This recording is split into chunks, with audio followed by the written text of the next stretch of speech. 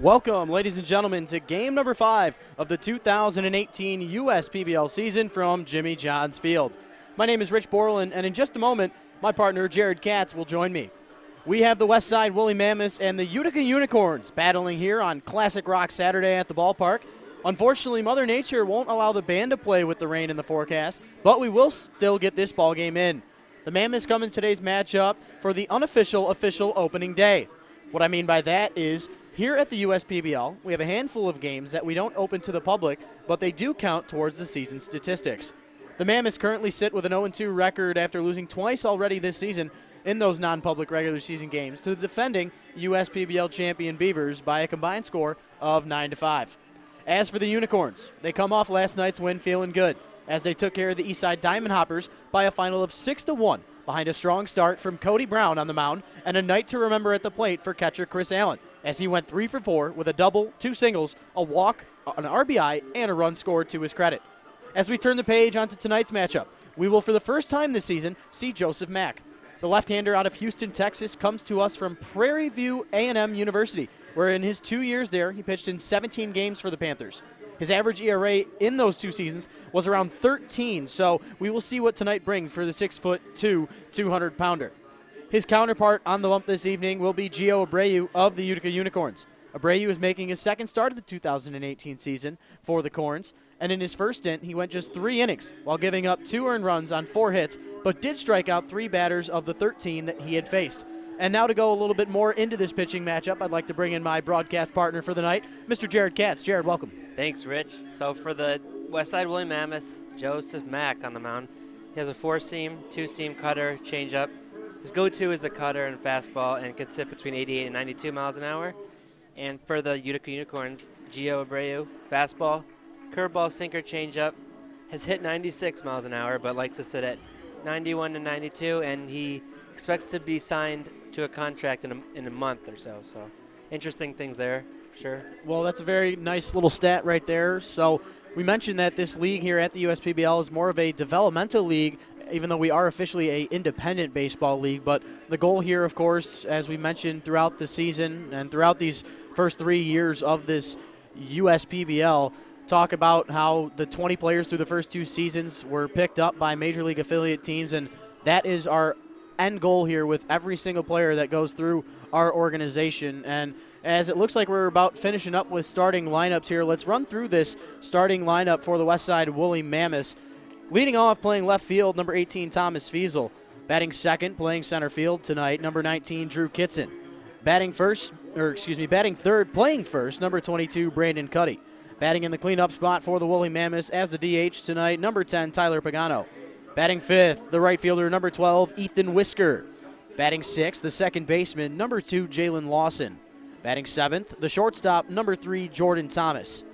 Batting eighth, the catcher, number 25, Jackson Smith. And rounding out this West Side lineup, over at third base, number 1, David Kimbrough II. And like we mentioned in the pregame here, Gio Abreu, the starting pitcher for the Utica Unicorns, will face off against that lineup. But it looks as if we are getting just about ready to have the national anthem. So when we come back, we will, in fact, have first pitch coming to you live from Jimmy John's Field. Game 5 here of the 2018 USPBL season. We got Mammoths and Unicorns coming right up. You're listening to the USPBL YouTube channel. He would later go on to serve on active duty, achieving the rank of captain. Ladies and gentlemen, the USPBL is proud to present Mr. Rick Woolley.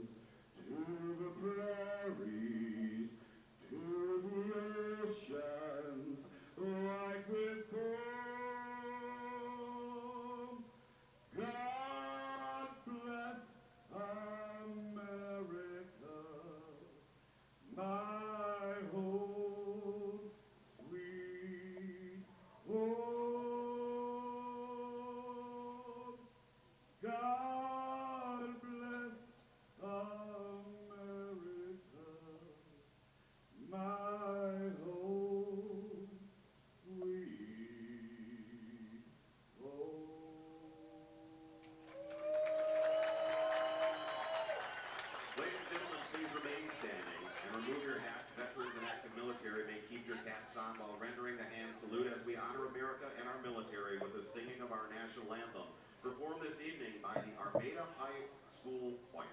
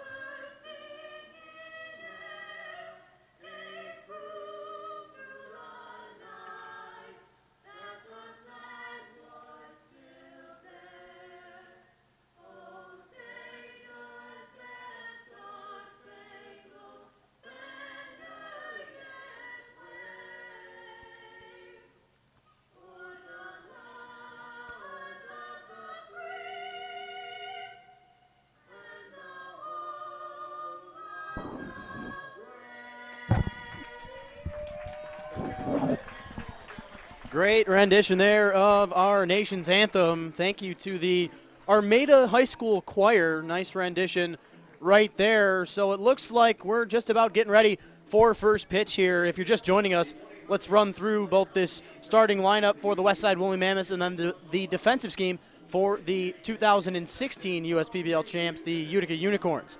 Once again, leading off for the Westside Woolly Mammoths, playing left field, number 18, Tommy Fiesel. Batting second, playing center field, number 19, Drew Kitson. Batting third, playing first, number 22, Brandon Cuddy. Batting in the cleanup spot as the DH, number 10, Tyler Pagano.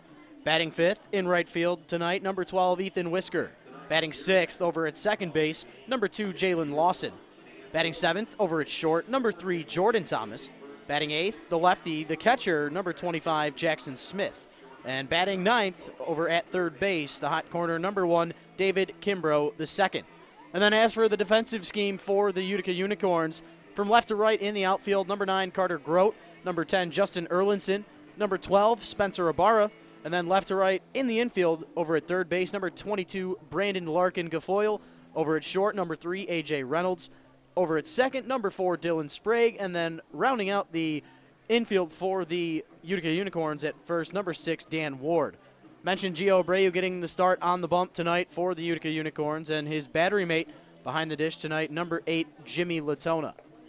It'll be interesting to see if Abreu can hit 96. You know, he said pregame that he can, but I don't know if it's only his second start. He might not let it air out, but we'll see if he picks up speed later in the game. So should be interesting. Should be a good game tonight. Yeah, we mentioned that in Abreu's first start of this 2018 season, it came back on May the 16th, just a few days ago. He actually just went 3 innings, so probably a pre-start to his official start here. Mentioned here at the USPBL, we do have a couple of games where they are not open to the public just to get more experience and more stats for some of these players. And the first pitch being delivered there from Abreu, Tommy Fiesel, the starting batter for this Westside team. First pitch at 7:12 p.m. It is 71 degrees here in Utica. Had a lot of conversations as Fiesel fouls off a pitch into the protective netting behind home plate, but we had a lot of conversation leading up to this ball game tonight about the weather reports. We weren't sure exactly if we were going to have any issues, but the game getting started about 10 minutes late, but you know what? We will take it. And as I say that, Tommy Fiesel taking a chance at that 0-2 offer, but can't get anything out of it. 1 up, 1 down here for the man on the mound, Mr. Gio Abreu. Yeah, really not messing around there. 3 straight pitches, 2 foul balls, and ended him with the off speed. So good start for Abreu. Yeah, we mentioned Abreu only going 3 innings in his first outing. You wonder how long of a leash he has here tonight. We'll see what Jim Essien and the Unicorns have in store. But now standing in for the Westside Woolly Mammoths is the center fielder, number 19, Drew Kitson. Kitson, first pitch he sees, looks at a called strike on the outside part of the plate.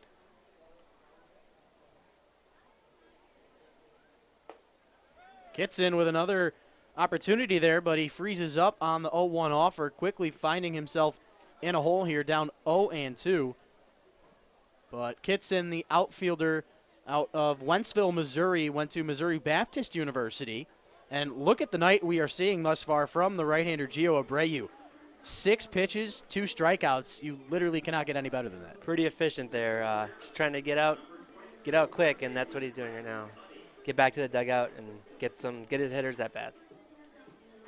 Like we mentioned, the Unicorns on the season 2-1 coming into this game 5, and then on the other end of the diamond, the Westside Woolly Mammoths still looking for their first win. They've played 2 non-public games against the Birmingham Bloomfield Beavers, but the Beavers winning both of those matchups as Brandon Cuddy steps in here now. Looks at a breaking ball that couldn't fall over the heart of the plate. He's ahead here in the count 1-0. First ball thrown from Mr. Abreu. Tries once again there with the breaking ball at the back door, but can't get the call from the home plate umpire. Home plate umpire tonight is Troy Hudson. As this ball missing low and inside here, and Brandon Cuddy doing a good job as the third batter in this inning here. You get the first 2 guys out on a couple of strikeouts, and Cuddy doing his job to look at a couple different pitches and work the count here in his favor as Abreu finds a strike zone there once again. The count now 3-1 on Cuddy.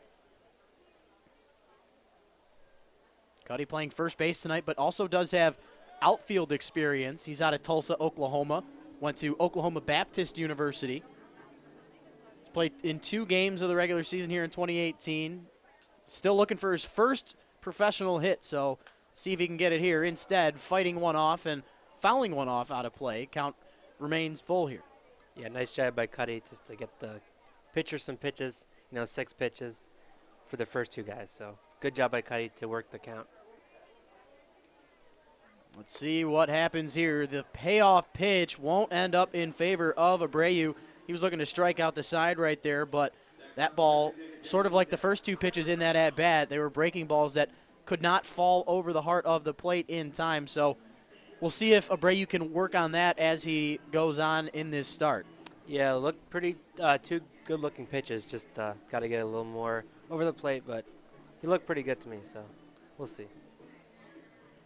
Tyler Pagano, the designated hitter, now standing in for the Westside Woolly Mammoths. Pagano, the DH tonight, but also plays some outfield here for this Westside team. That's what he's listed as on the team website. Pagano looks at called strike 1 to begin this at-bat, so Abreu, after that one little bump in the road with the walk to Cuddy, trying to get back on track here. The 0-1 offer, missing outside, evens the count up at 1-1.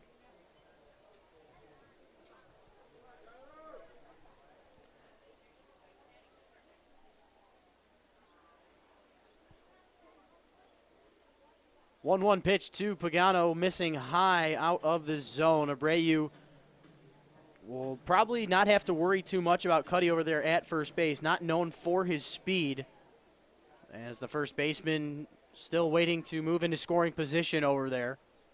But Pagano, the man out of Pinkerington, Ohio, trying to get the Woolly Mammoths on the board here in this top half of the first inning. Can't do it there on that offer. The 2-1 pitch swung on and missed. That high elevated fastball working for Abreu here in this count so far.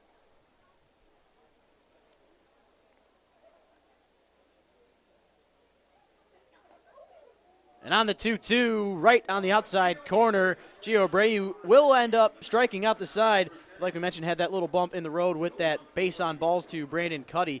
But after a half inning of play, Mammoths can't get anything going on the scoreboard. We'll head to the home half of the first, where the Unicorns will have their first try at the plate tonight. You're listening to the USPBL YouTube channel.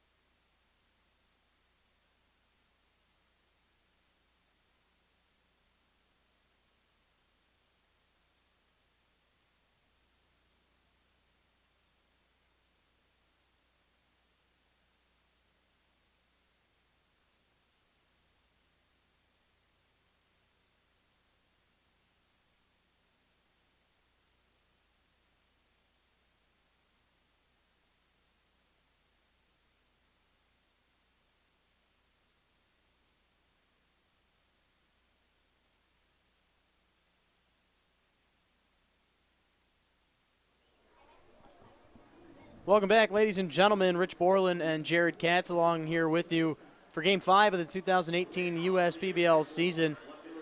We are through the first 3 outs in this one, courtesy of Gio Abreu. Had 3 strikeouts and did give up a base on balls in that top of the first half. And now the man on the mound, Mr. Joseph Mack, the man out of Houston, Texas, and Prairie View A&M University, getting his first start with the Westside Woolly Mammoths. So making his debut on the mound, the big fella.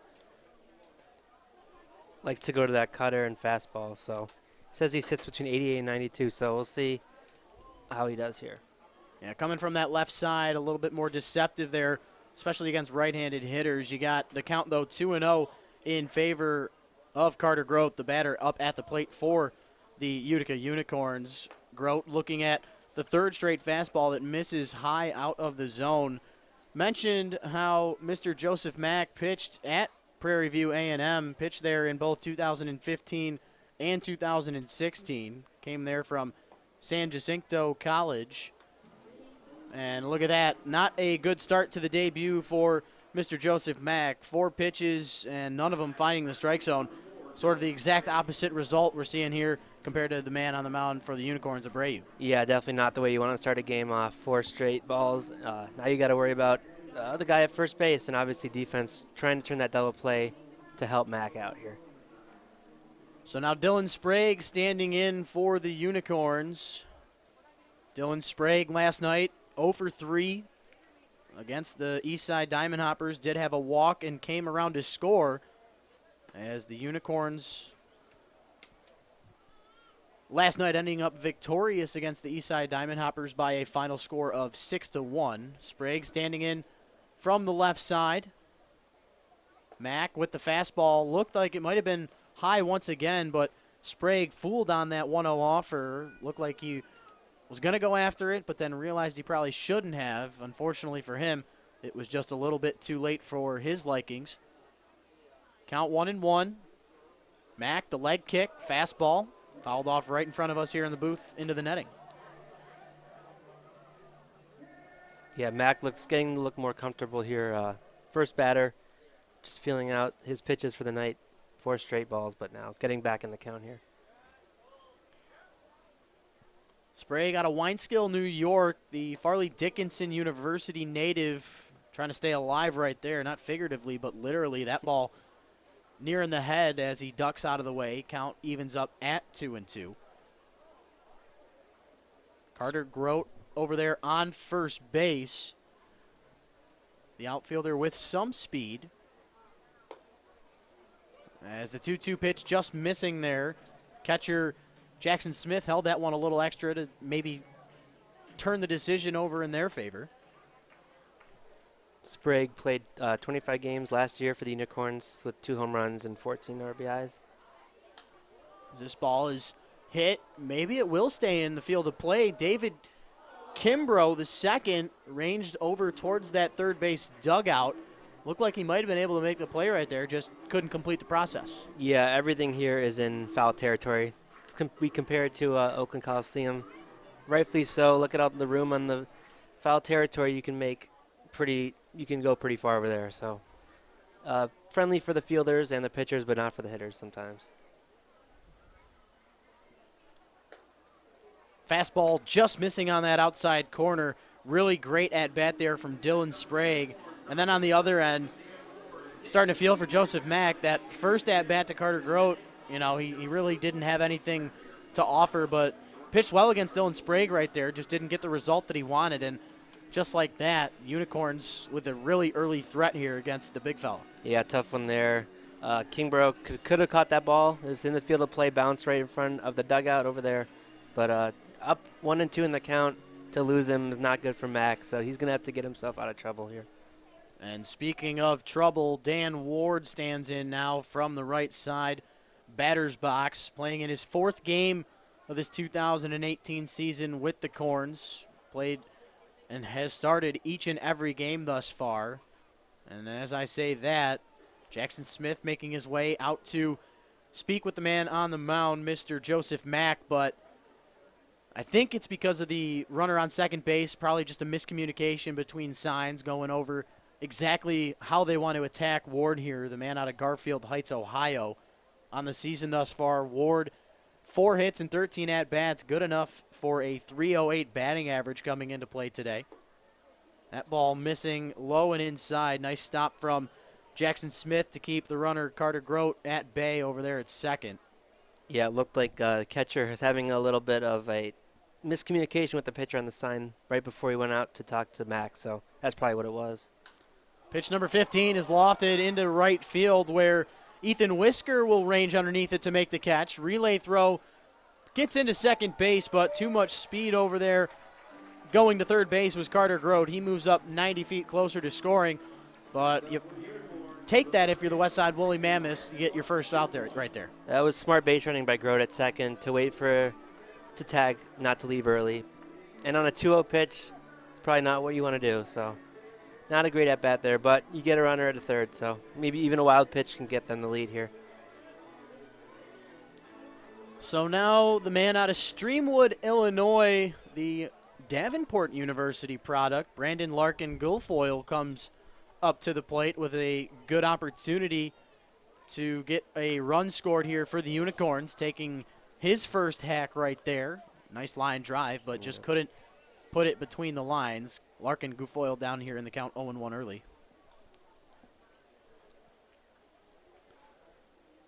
Larkin Guilfoyle in his second season with the Corns, played in 11 games last season, went 7 of 35 at the plate, also came in to score 7 times and drove in 6 of his own. Tell you what, Joseph Mack, if he's not missing up top, he's missing in the dirt. He's really making his starting catcher, Jackson Smith, work behind home plate there. Yep. We mentioned the rain in the forecast previous to this baseball game. There's now a rainbow sailing over the skies in the right field viewing. Count 1-1 on Larkin Guilfoyle. Makes contact, hits a chopper that goes just foul into the grass near home plate here. Yeah, Larkin Guilfoyle played his college ball at Davenport. In 2016, he hit .294 in 47 games, 40 hits, 11 home runs, and 43 RBIs. Pretty good. Not too shabby. Yeah. I have actually a unique story about Davenport University. I mentioned to you guys how I called play-by-play for the Central Michigan Chippewas in my time there at CMU, and in my first broadcast, it was actually, and we can transition this into a weather conversation, but my first game calling for the Central Michigan Chippewas, we actually had to play our game over on the west side of the state at Davenport because Mount Pleasant was completely covered in snow. We were scheduled to play our first conference game. I believe it was against Kent State, who actually just won the MAC yesterday. So we had to travel to Davenport. They had a turf field and a heating system, and my first broadcast, we had to travel 3 hours to the west side of the state to play at a neutral site. So that was something interesting, but back to the action here on the diamond. Brandon Larkin Guilfoyle staying alive in the count here, making Joe Mack work out there on the bum. Fouls off another one. Definitely a tough inning here for Mack. Pitch count racking up so far, but he's got to bear down and get this guy out here. 19 pitches already, so got to get this guy out. Yeah, perfect situation for the Woolly Mammoths, a ground ball that can possibly lead to 2. Larkin Guilfoyle, the third baseman, hasn't shown any speed, didn't have any stolen bases in 2017. So an opportunity here for the Mammoths to get out of this jam unscathed. But now the payoff pitch will ensue as Larkin Guilfoyle has worked the count full. Yep, hit in the gap, could score 2 as the first base guy on first will be running with the pitch. And keeping tabs on that runner at first is Joseph Mack. Sprague, the second baseman, does have some speed. Not predominantly known for it, though. Count 3-2. In the dirt, missing, and his third walk of the inning. Unfortunately, that is how the bases have been loaded here. Just an unfortunate start here for the left-hander. Yeah, tough start for him. Now he's got to face Latona with the bases loaded. So we're notified the man coming up to the plate, Mr. Jimmy Latona, is our 1-800-Hanson's player of the baseball game. If he gets a hit in the game, I believe some sort of gift card or certificate is given to one lucky fan. So we'll keep an eye on the man from Rochester, New York to see what he can do. Last night against the Eastside Diamond Hoppers, he did in fact have the one hit. Went 1 for 5, came in to score, and also had an RBI of his own. Latona went to Mercyhurst and started all 46 games last year, I believe. Batted .406, 66 of 162. So that's a great hitter right there.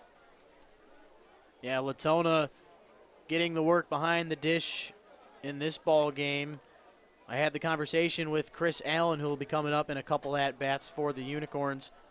Him and Latona will switch off and on throughout the season behind the dish in the DH spot, as Latona already working the count 2-0 in his favor. And you can just tell that Mr. Joe Mack is just not having his wits about himself on the mound here to start this ball game off. No action just yet in either in the bullpen for the Westside Woolly Mammoths, but got to imagine Shane McCaddy is going to have to eventually make a decision if Mr. Mack walks anyone else here in this inning. And right on cue, you see about 6 or 7 Woolly Mammoths making their way towards that bullpen. So it was only a matter of time before we saw something like that happen. Maybe those guys running out to the bullpen will give a little more motivation to Mr. Mack on the mound, as ball number 3 thrown right there. The count 3-1 on Latona.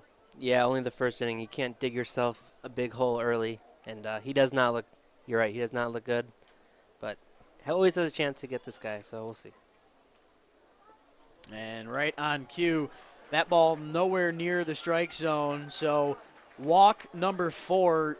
Not only has Joseph Mack walked the bases loaded, but he walks in a run.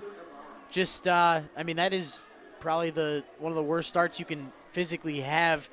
You got to at least put the ball in the strike zone and force your opposition to do something about it.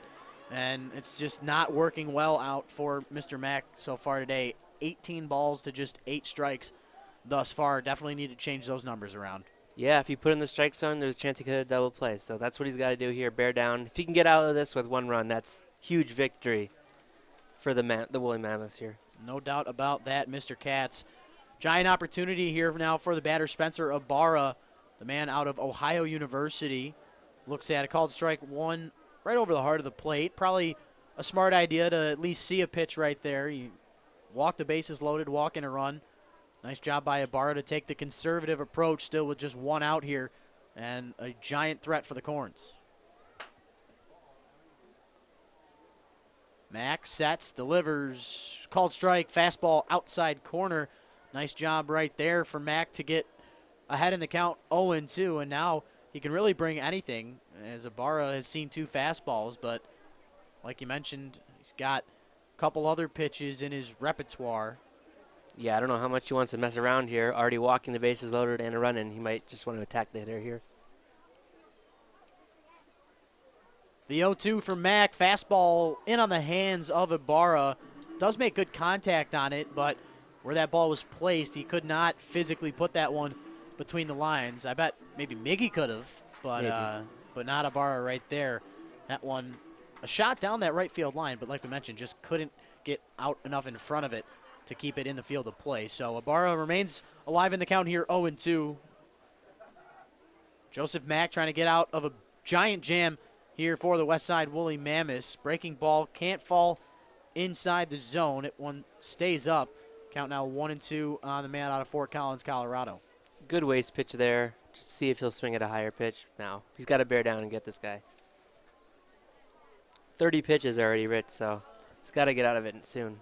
Yeah. Could be a short night. Some rustling in that right field bullpen pending the results of this home half of the first. You wonder how long Mr. Mack will stay in this ball game as Ibarra fouls off that high fastball behind home plate right there. New baseball will be tossed out to Mr. Mack. For Ibarra at Ohio University, you mentioned. Well, in 2016, he recorded 5 multi-hit games, so it's a good hitter here. 27 hits in that year, batting .260. Yeah, he was a big part of the reason why the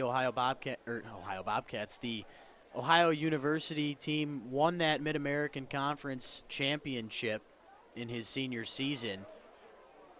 The 1-2 pitch looked as if Ibarra might have went after it, but home plate umpire asking his partner if he in fact did go around, but field umpire says that he did not. So a nice job by Ibarra to hold off and work the count even now, but still so many different things could happen. You could get 4 runs to come in with one swing of the bat. You could get 2 outs with a ground ball, but we'll just have another opportunity here as Ibarra fouls off another one. Yeah, looked like the Unicorns got a home call there. Looked to me like he swung, but again, I'm not the umpire. Yeah, it was definitely close. Not sure how great that ump's vision is as far as, it'd be easy to make that call if you're down that third baseline, but him, moreover, in the middle of the field of play, right in between second base and the shortstop position. The line drive over to the left side. Could it be 2? In fact, it will. The Woolly Mammoths take full advantage of that line drive. David Kimbrough makes the catch to retire Ibarra, and then tossing it over to Jalen Lawson at second base. Defeats Brandon Larkin Gafoyle, and nice job from the Mammoths to come out of that inning with just the 1 run given up. You're listening to the USPBL YouTube channel. Unicorns out in front, 1-0 as we head to the second inning.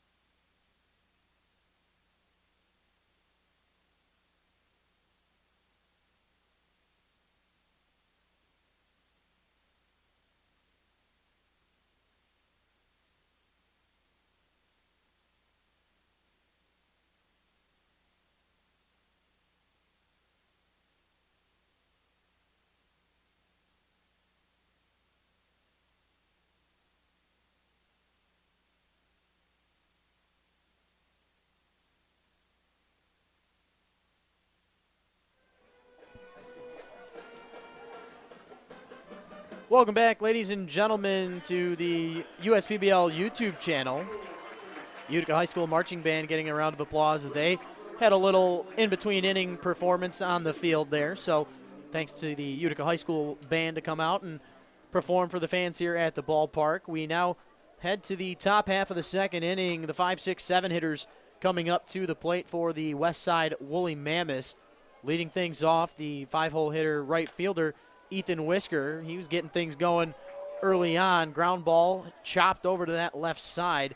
Brandon Larkin Gafoyle making a really nice play, but that one going just foul down that third base line. But nice defensive effort there, even though it didn't count. Yeah, interesting fact about Whisker is he played at Hillsdale College and actually finished career tied with the most RBIs in program history with 128. No doubt. That is that's good stuff right there. The man, another one of those hometown heroes, the man out of Clio, Michigan. Got a couple different men in this league that come from the home state. Always nice to see that. Also have a couple of guys that are from really all over the entire country, East Coast, West Coast, you name it. Just goes to show you the level of talent here at Jimmy John's Field. Speaking of talent, line drive, hit out to right field. This one's going to leave the park. Home run for Ethan Whisker, and that one gives the Mammoths their first run of the ball game. We're all knotted up at 1. Some nice opposite field power there. Reminds me of J.D. Martinez, Boston Red Sox. Opposite field power there. Nothing wrong about that. The big fella taking Gio Abreu yard to lead off this second inning. Really nice piece of hitting right there. You had the 1-1 count. Saw the fastball, reacted, and did exactly what you were supposed to do with it. He hit it out on that hill in our right field area behind the fence, and Woolly Mammoths knotted this one up at 1. Yeah, it almost hit one of those band people walking. I was wondering if they were going to look up. They had their instruments there, so good thing it didn't hit anybody, but great home run there. Yeah, got to stay on your toes if you're at the ballpark, right on cue. Lawson fouling one off, out of play. Lucky souvenir for a fan here. Jalen Lawson out of Troy, Alabama, had a couple of really big home runs late in the season for the Westside Woolly Mammoths. Part of the reason they made it all the way to that championship game against the Birmingham Bloomfield Beavers, where they eventually lost that game. Birmingham Bloomfield Beavers making it to their second consecutive USPBL championship as they are 1-1 in that game coming into this season. Big implications for Chris Newell and company from the Beaver perspective. They're expecting to get back to the USPBL championship as a league favorite coming into play today. Lawson on the 2-2 offer. Hits one high, but right about midfield of that outfield over into right field where Spencer Ibarra will come up with the catch for out number one. Nice job by Abreu to come back after that home run. You know, the Unicorns left a lot of runs on the board last inning, and the Mammoths tied it up right away. So good for Abreu to bounce back and get that guy out. So now Jordan Thomas, man out of New Orleans, Louisiana, standing in here, coming into his third game of the 2018 USPBL season. Takes a breaking ball over the heart of the plate for strike number one. Thomas on the season, 2 of 7 so far in this 2018 stint with the Mammoths. 0-1 count, fastball missing high outside, evens it up at 1-1. Again, Abreu trusts his fastball, so look for him to throw that a lot, and especially in his favorite counts. Thomas on the 1-1, swings and chases after one, brings the count to 1-2.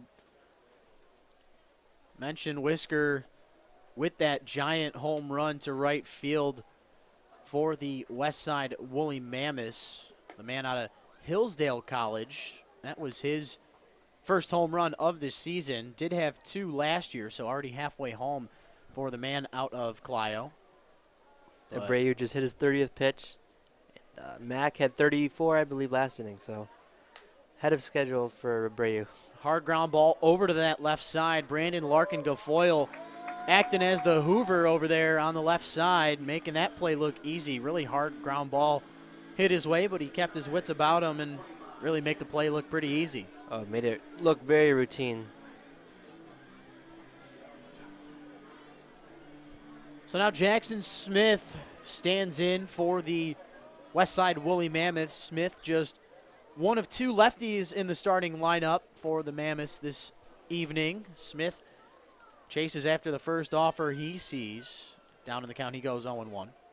Smith played at Corbin University. 2016 started 38 games, 134 at-bats, had 33 hits and 4 home runs. Another tough play for Brandon Larkin Guilfoyle. This one not on the ground. This one a really high fly ball that was in foul territory, but Larkin Guilfoyle showing off the leather this half inning of play. He records 2 of the 3 outs, but Ethan Whisker leaves the yard and ties this one all up at 1. We head to the home half of the second. You're listening to the USPBL YouTube channel.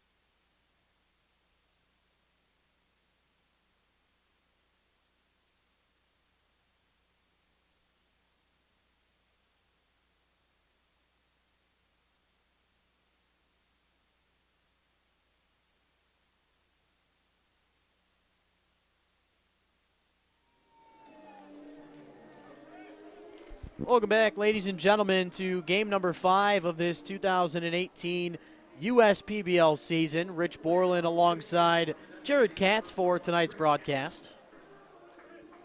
Got the 7, 8, 9 hitters coming up to the plate for the Corns here in this home half of the second inning. They'll get a good man up at the plate to begin it.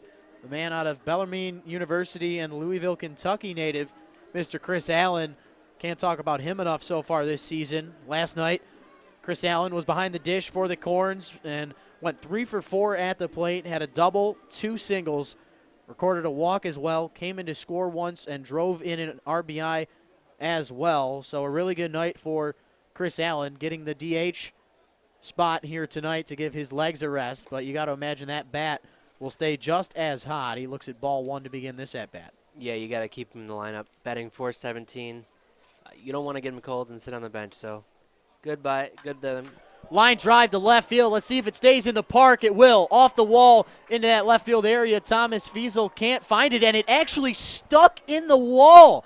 We wondered where that ball had landed. We knew that it had stayed in the park, but Fiesel was looking around for a second. He wasn't sure exactly where that ball had went, and it in fact stuck on one of those sponsor signs out there on the left field wall. You really don't see that happen too often. You see balls get caught maybe underneath the fence or underneath something in the corner, but that one getting stuck to the physical wall itself.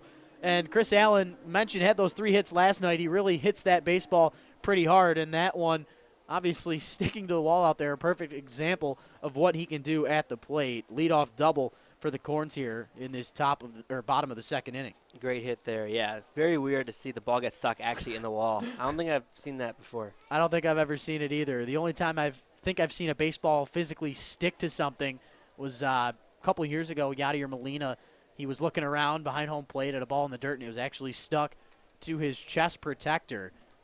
So sort of a weird predicament right there, as Justin Erlinson, the batter here now, hits a high fly ball on that 1-0 count and caught by the first baseman, Brandon Cuddy.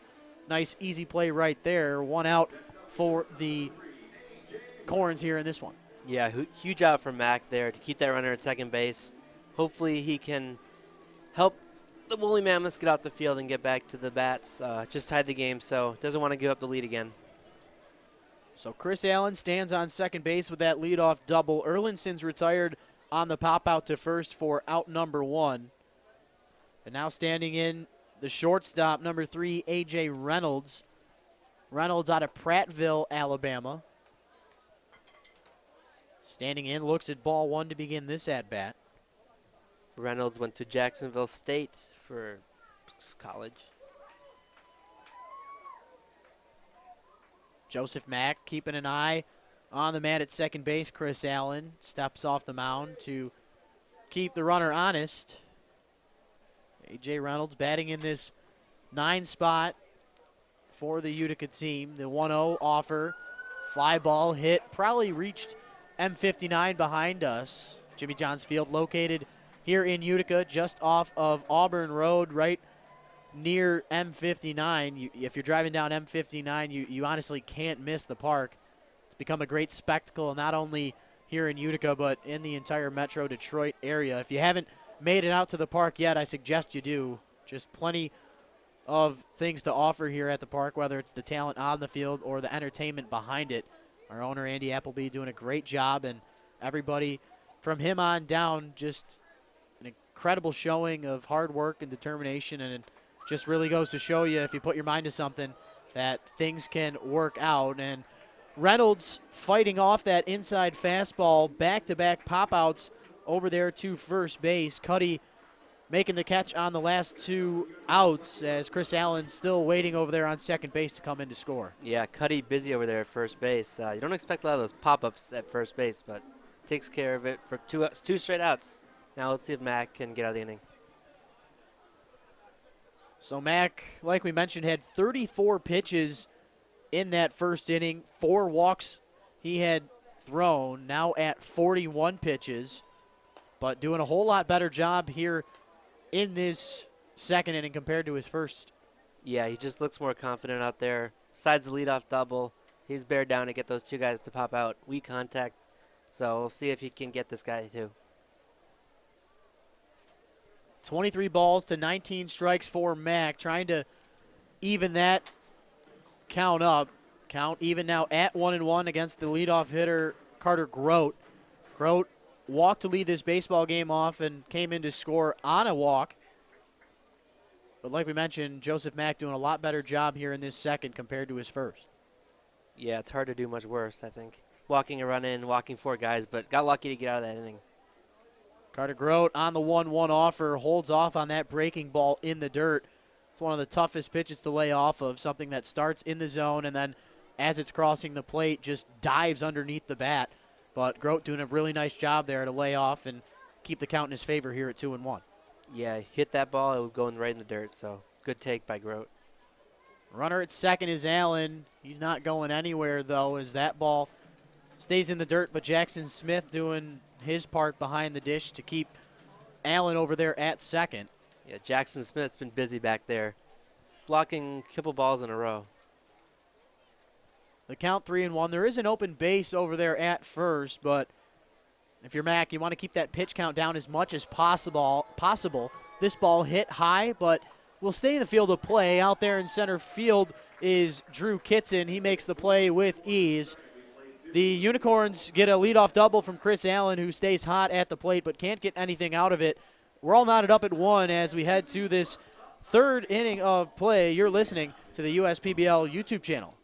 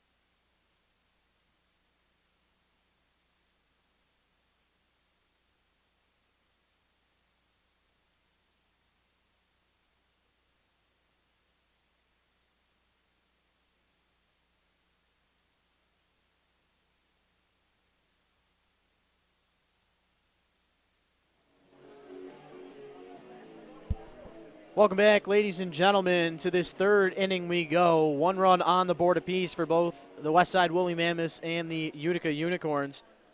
Leading off for the Westside Woolly Mammoths to begin this third inning, the number 9 hitter, the third baseman, David Kimbrough, the second, looks at ball 1 to begin this at-bat. David Kimbrough, the second, the infielder out of Atlanta, Georgia.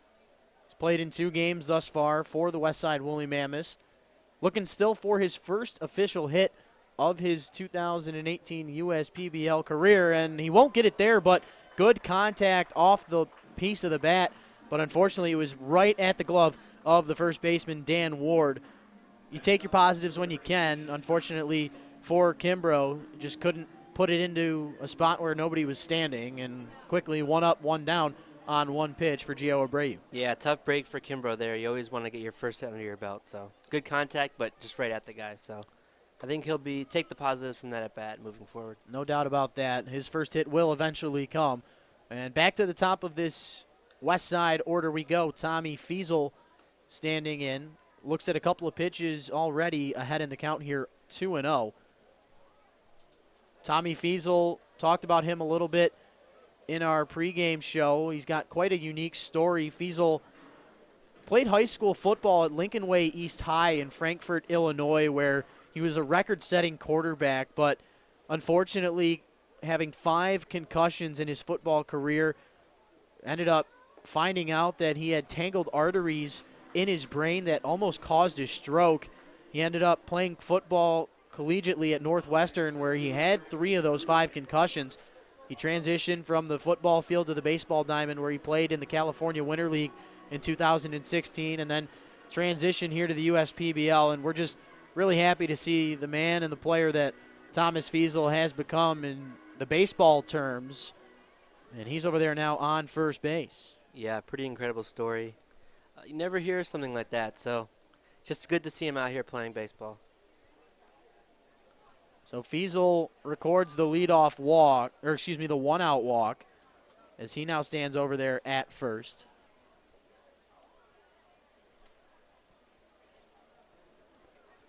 Kitson now standing in for this Westside team, 0-for-1 on the night. He was one of the 3 players that struck out in that first inning against Abreu. The 1-0 offer from Abreu fouled off into the stands here to our right of the broadcast booth. Looked like a lucky fan got a souvenir right there, and here's some claps, so maybe a nice play was made right there.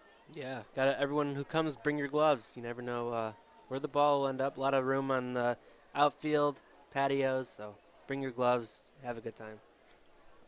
Kitson ready for the 1-1 pitch. Looks like another souvenirs hit right there in about the exact same spot. So Kitson right on that. He just is trying to put it in between the lines here in front of him. Kitson coming into play tonight. He's got 1 hit and 5 at-bats. Now officially 1 for 6. As we mentioned, had that strikeout back in the first inning of play. Does have 4 walks to his credit, though, so a really good eye up at the plate. The 1-2 pitch swung on and missed. Nice job there from Abreu to bring that fastball high and inside. Kitson can't do anything with it, and just like that, out number 2 goes down in the books as a K. Second strikeout of the night for Mr. Kitson. Yeah, nice pitch by Abreu there to get Kitson for the second time. High fastball, couldn't do much with it and couldn't catch up to it. So, Abreu looking pretty good so far.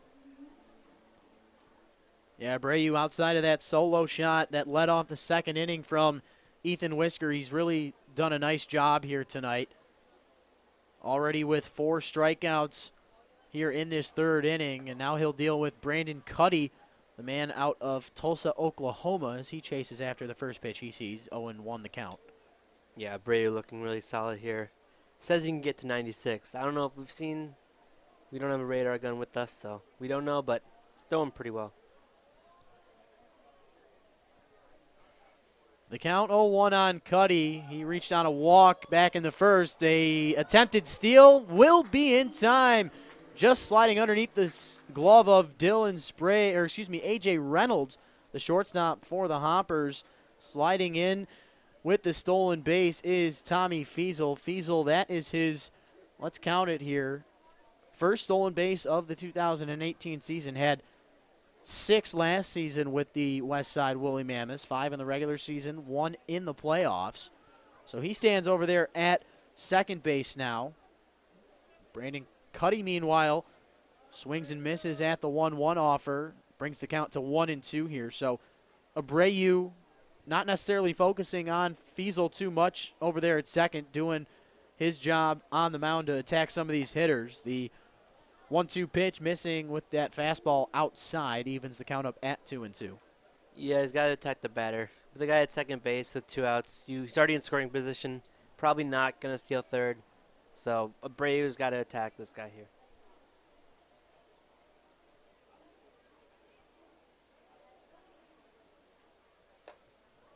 Two pitch looked as if Cuddy was stepping out of the box even before that pitch was being thrown, but he gets the.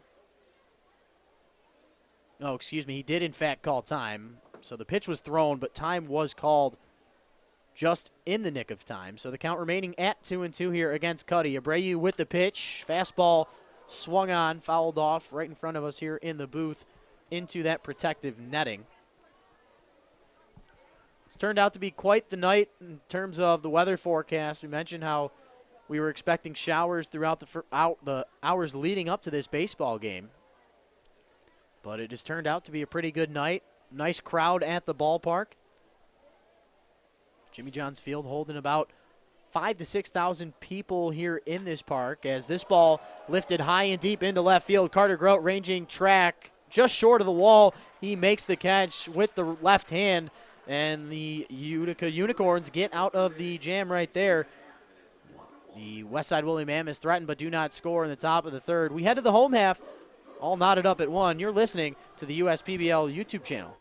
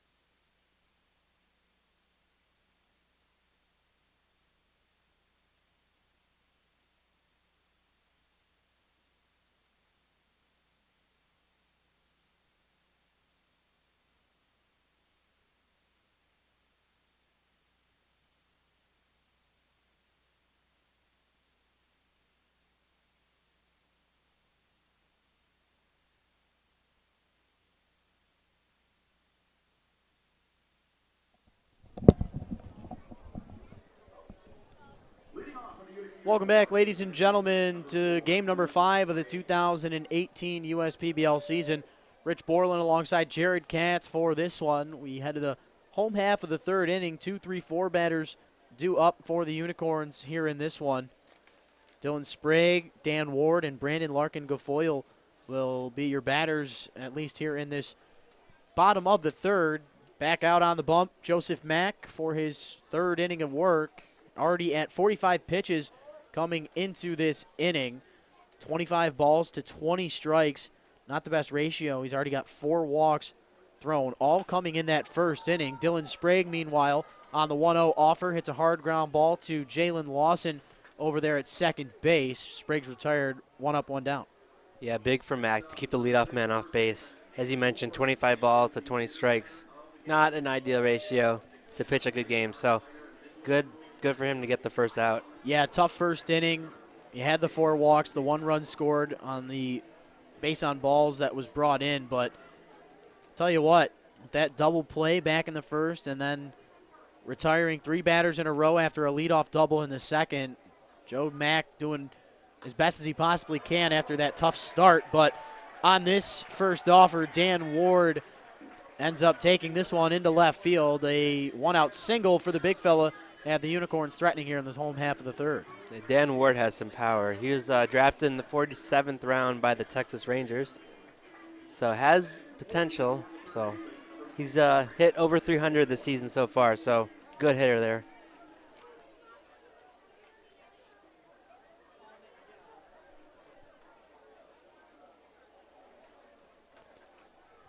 Brandon Larkin-Guilfoyle standing in now for the Unicorns. 1 man on, 1 out.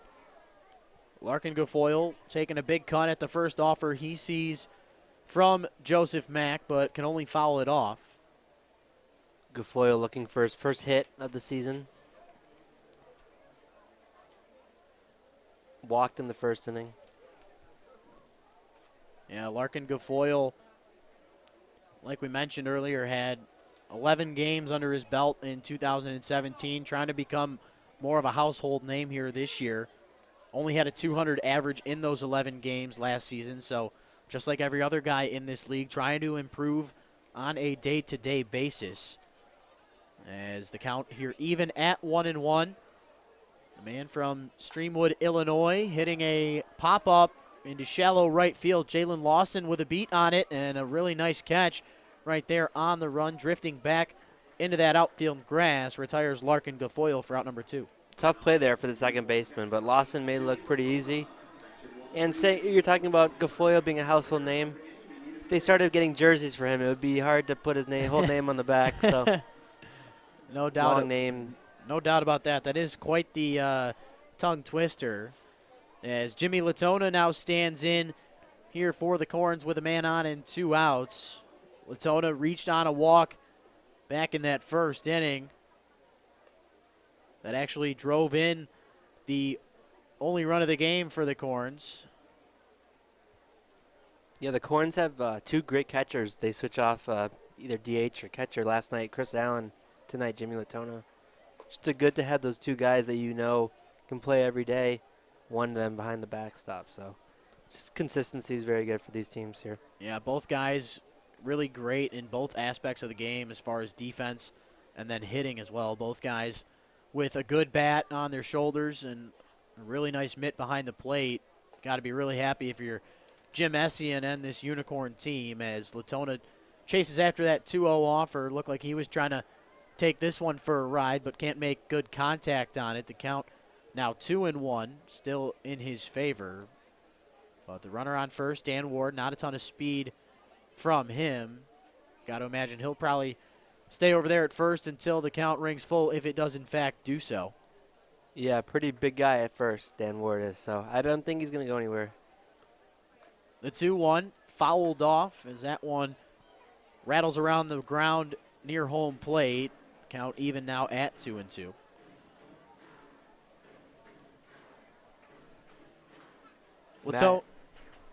Latona last night going 1 for 5, had a run scored and an RBI to his credit. He's already got the 1 RBI on the base on balls. Don't see that happen every day here, but Joseph Mack continuing to work. The 2-2 pitch getting away from Mack. The runner Dan Ward on first was going towards second base.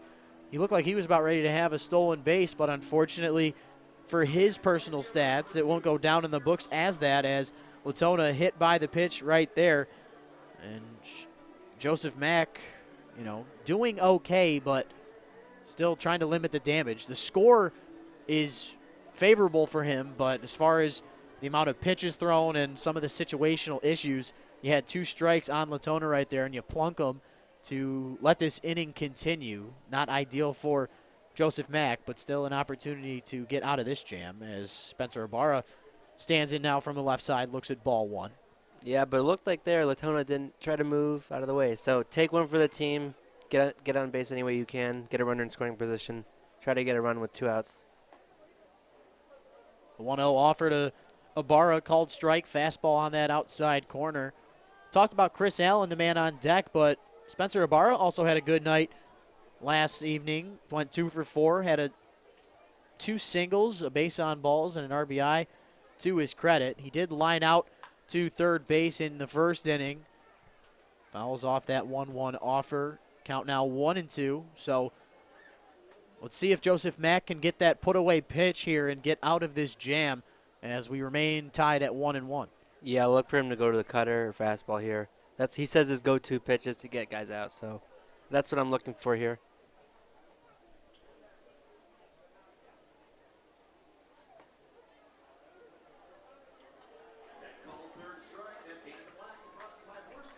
And right on cue, strikeout there for the man on the mound. Joseph Mack gets out of the jam, and just like that, Unicorns put more men on base, but cannot do what they would have liked at the on the diamond. And we're all knotted up at 1. We head to the 4th here at Jimmy John's Field. You're listening to the USPBL YouTube channel.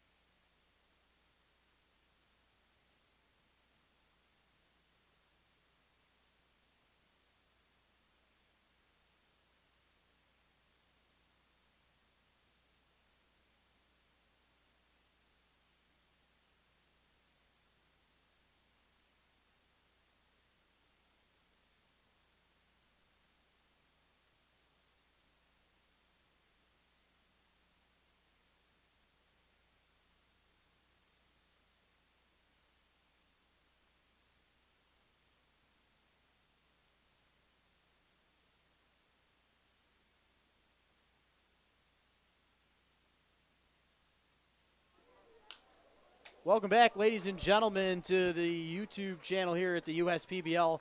Getting started off on the right foot for the Mammoths here in this top of the fourth inning as he gets a base knock just past the diving third baseman, Brandon Larkin Guilfoyle. And before we could even get back into the action, had to mention new arm on the mound for the Unicorns. That's Tyler Schwanz, the right-hander out of Novi, Michigan. Schwanz with 2 appearances so far in the season, both in relief. He's got 5 strikeouts in those 2 innings, so the right-hander with plenty of talent on that bump.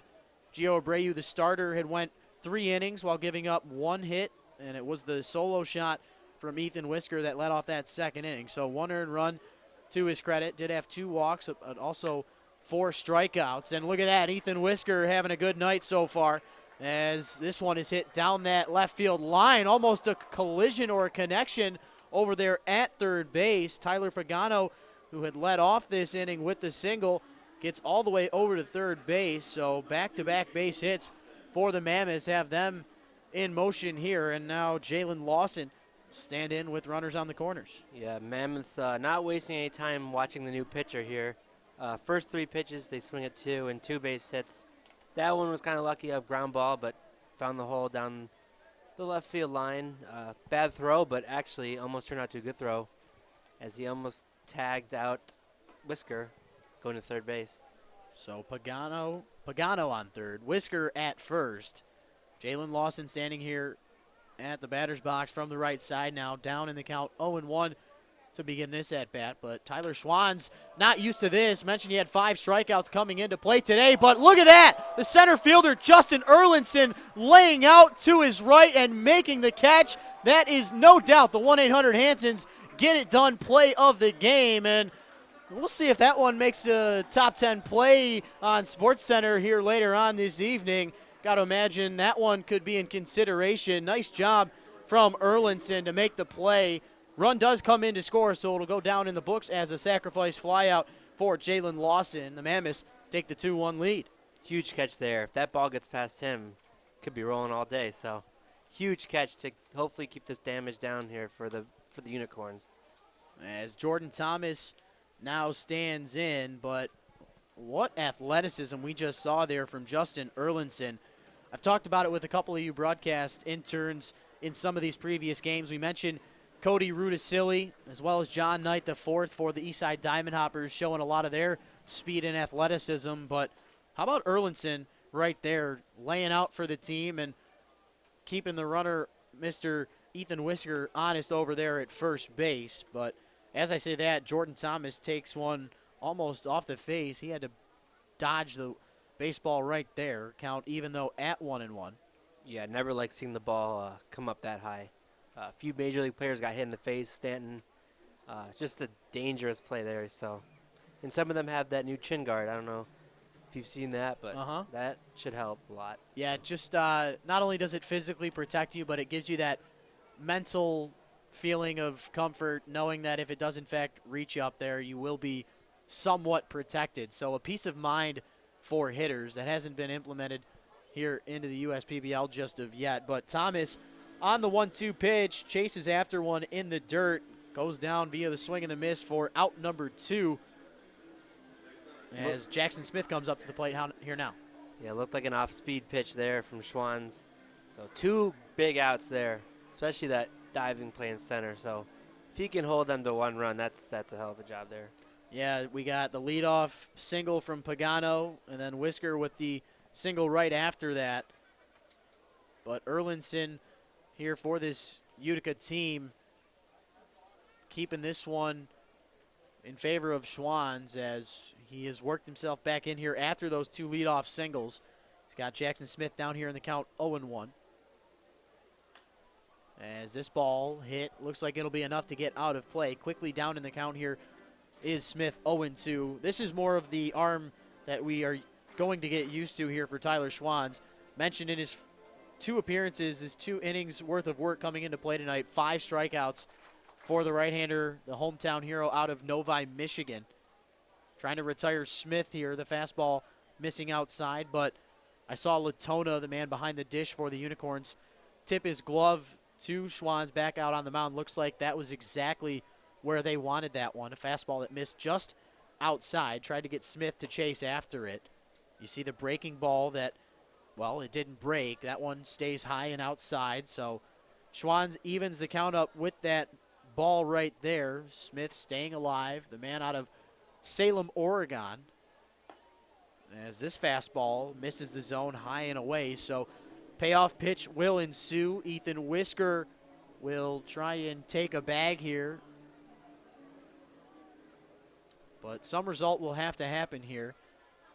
Mentioned Whisker had 3 stolen bases in 2017. Still looking for his first of the 2018 USPBL season.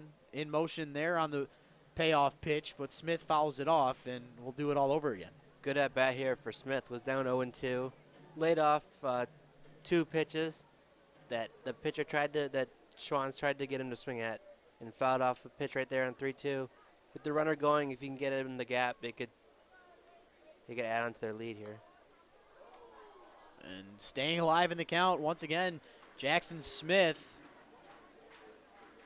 fouling that one off and making Schwanz work here. It's a 2-1 ball game in favor of this Westside team. They got a solo shot from Ethan Whisker back in the second inning. He stands over there at first now. Jackson Smith, who had popped up to third base back in that second inning, records the walk to keep this inning alive here for the Westside Woolly Mammoths. And now in scoring position is Whisker. Yeah, good at bat there from Smith. Again, working back the count from 0-2 to extend the inning to give him a chance to get some more runs here. So now the number 9 hitter, David Kimbrough, the second, stands in for his second time tonight.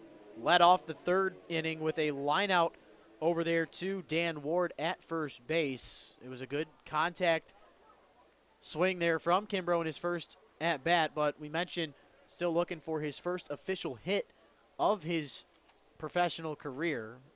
Excited to see what he has to offer. He does have 2 walks to his credit, though, so far this season, and a run scored. But still looking for that first hit is Kimbrough. He looks at a couple of pitches, 1 for a ball, 1 for a strike. Evens the count up at 1-1. Yeah, I'm kind of surprised that they took Gio Abreu out so fast. Maybe they were set to just give him 3 innings and see how it went, but And Schwanz gets out of the inning. as we say that, for the second time tonight, Kimbrough, the second, puts the baseball to the right side of the infield where Dan Ward will make the play. The first one was on a line drive. This one on the ground. The 3-U put out in the books retires the Westside Woolly Mammoths here in the 4th. We head to the home half. You're listening to the USPBL YouTube channel.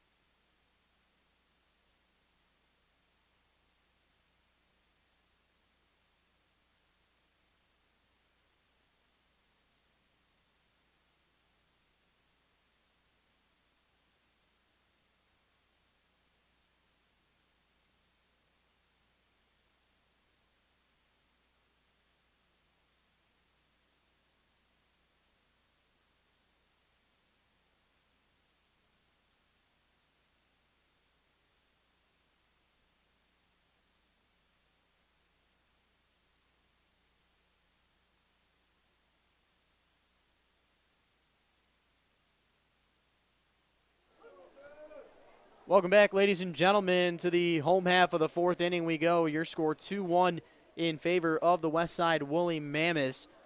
Joseph Mack's night is done on the mound for the Westside team. He goes 3 innings, gives up 3 hits, 1 earned run, had 4 walks in the first inning, and ended his night with a strikeout to end the third. Overall, a short night for Joseph Mack. He gives way to Jack Finnegan here now. Jack Finnegan, the righty out of Houston, Texas, making his USPBL debut here in relief. No stats for the right-hander. 6'2", 285 pounds. See what he can accomplish here for this Westside team as they keep the 2-1 lead intact here. As Chris Allen mentioned what the first weekend of the 2018 season has been like for him, and then he continued it right off today with a double that led off the second inning, but he chases after one and goes down via the strikeout to begin this home half of the fourth. Great start for Finnegan. That's what you want to see out of the bullpen. Strikeout right away. So now Justin Erlinson, who made that top 10 catch, a Web Gem nominee back in that previous half inning of play out there in center field, stands in here now. Erlinson popped out to first base in his first plate appearance, but takes this one into right field. A one-hopper out there to Ethan Whisker in right gives Erlinson his first hit of the evening. Yeah, great hitting there, inside and out. Just get on base, get some runs for the Unicorns. Erlinson with a third hit of the night for this Utica team. He gives way to A.J. Reynolds of this Utica batting lineup, the number 9 hitter, 0 for 1 on the night. I mentioned how Erlinson popped out to first base in his first plate appearance. That was part of the first 2 outs of that inning where Reynolds had followed suit and popped out to first base as well in his first at-bat. Looks at ball 1 to begin this one here.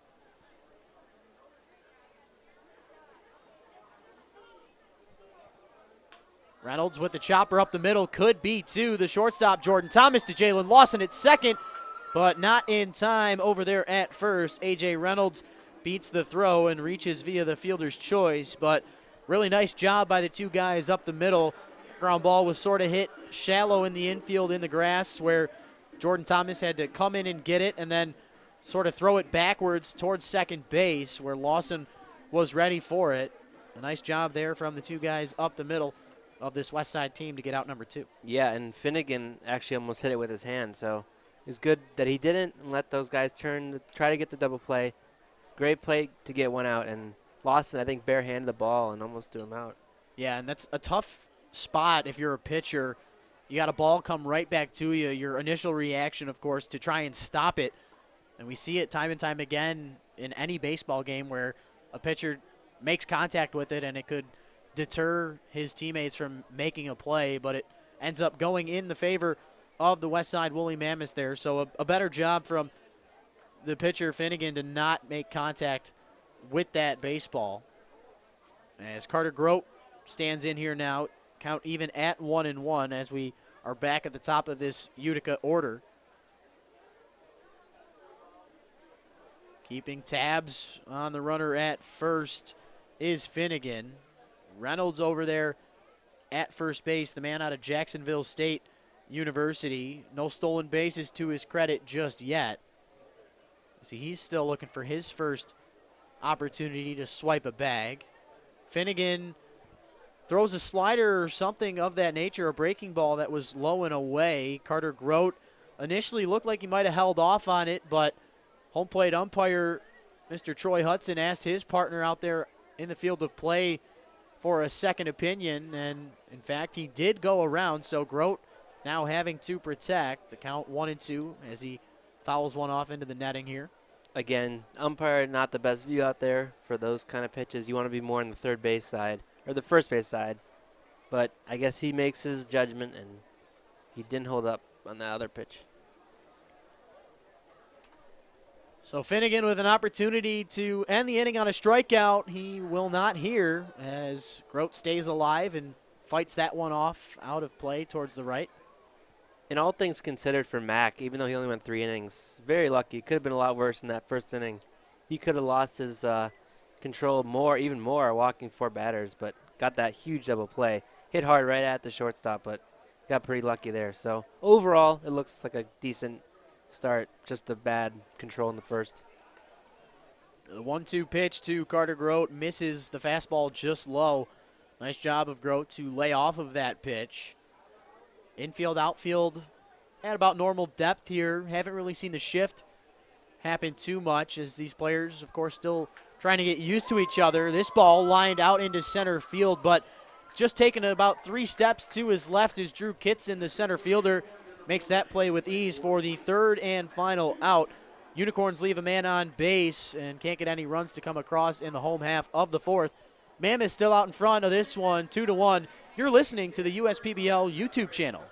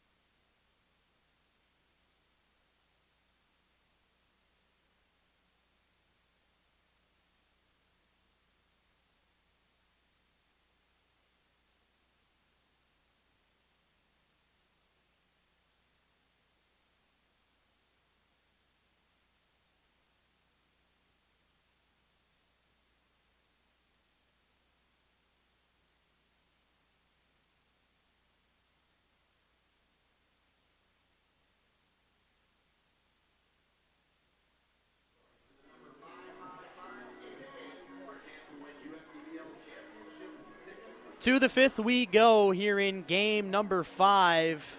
2-1 is your score. Westside Woolly Mammoths out in front of the hometown team, the Utica Unicorns.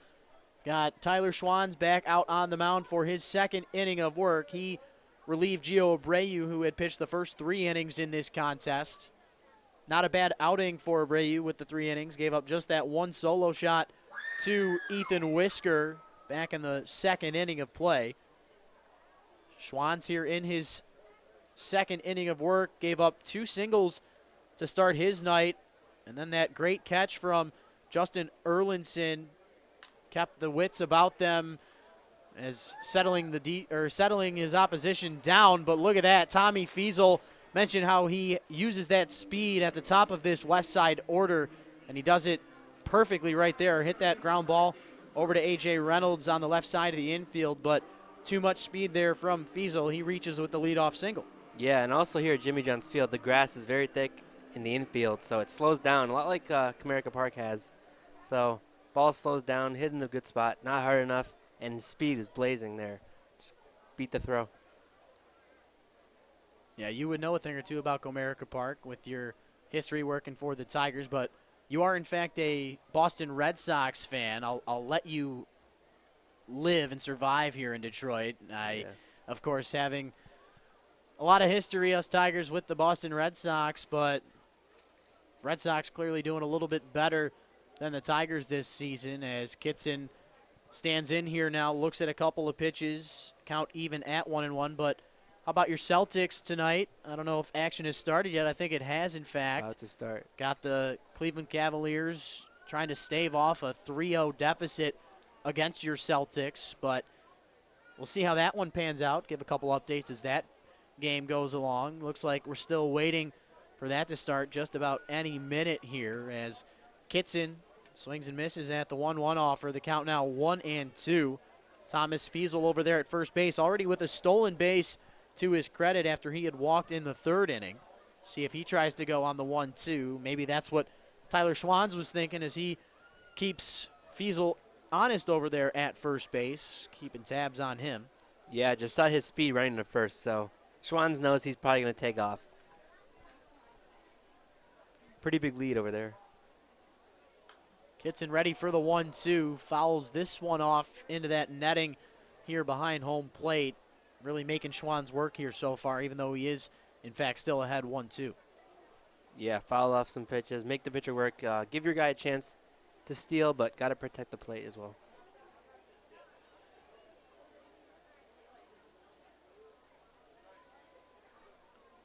One-two pitch, fastball out and up of the zone. But a nice job from Kitson, the man out of Missouri, to hold off on that one. Mentioned how coming into this game, Kitson with 4 base on balls, but trying to avoid that nasty sombrero here in this one as he's already got 2 strikeouts against him on this one. And I think part of the reason we saw that weak contact from Kitson right there, he hits a soft line drive on sort of a check swing right at the shortstop, A.J. Reynolds, for out number 1. Kitson is retired. Yeah, Kitson did not look comfortable on that swing. Looked like he was trying to just protect the plate and check swing, pop up to shortstop. Not very good there.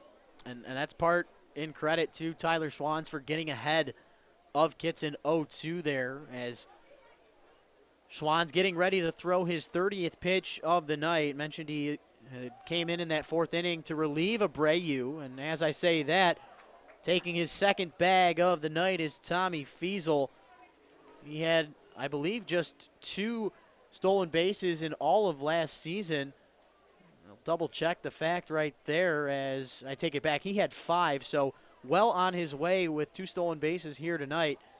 Trying to use his speed to his advantage at the top of this Westside lineup. Woolly Mammoths looking for their first win of the 2018 season, and a hard chopper over there to the right side. Looked like a tough play initially for Dan Ward as Brandon Cuddy swung at the first offer he saw from Tyler Schwanz, but nice job defensively from Dan Ward to pick the pocket right there on a tough chop. But 2 outs now here for the Westside Woolly Mammoths with that runner on third. Yeah, tough hop at first. Almost looked like he got it in between hops, so could have easily bounced under his glove, bounced over, but got a good play there. But the batter advanced him to third, so with 2 outs, we'll see if they can get the run in. As this ball getting away from the catcher, Jimmy Latona, and right on cue, a heads-up play there from Thomas Fiesel. You don't see that happen too often with a runner on third, but that ball just getting away from Tyler Schwanz as he looks like he'll be asking for a new baseball. But Fiesel getting in on that wild pitch right there gives the Mammoths the 3-1 advantage here now as we sit in this top of the 5th inning. Kind of looked like the umpire got in the way of Latona a little bit, but with such a short backstop here, you know, it's always a play at the plate, so not there though. The count 1-1 here on Pagano. Pagano, the DH out of Pinkerington, Ohio, struck out looking to end the 1st inning, singled and scored as he led off the 4th, and then looks at called strike 2 right there. Oh, Pagano with an ugly swing. We've seen a couple of those from some of this Westside offensive lineup against Tyler Schwanz, but the Mammoths get a run on a single and a wild pitch. They lead it 3-1. We head to the bottom of the 5th. When we come back, you're listening to the USPBL YouTube channel.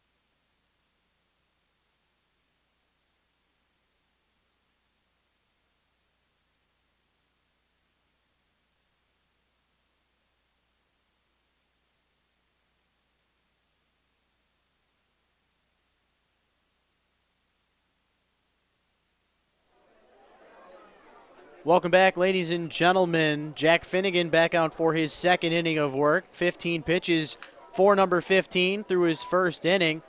He'll face off against Dylan Sprague to begin this home half of the fifth inning. Sprague 0 for 1 on the evening. Grounded out to second base in the third, reached on a walk in that first inning, a part of that 4 base on balls inning in the first, courtesy of Joseph Mack. He did limit the damage, though, for having so much trouble finding the strike zone in his first 3 innings of work in his initial start here of this 2018 season. Sprague, even now at the count, 1-1. Looks at a fastball that looked to be maybe just a little high or a little inside there as the count goes in favor of Sprague here, 2-1.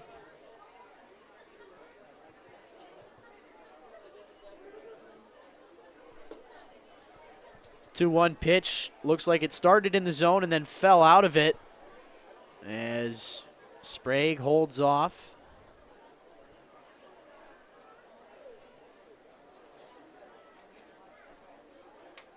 Three-1 the count on Sprague. Finnegan finding that inside corner.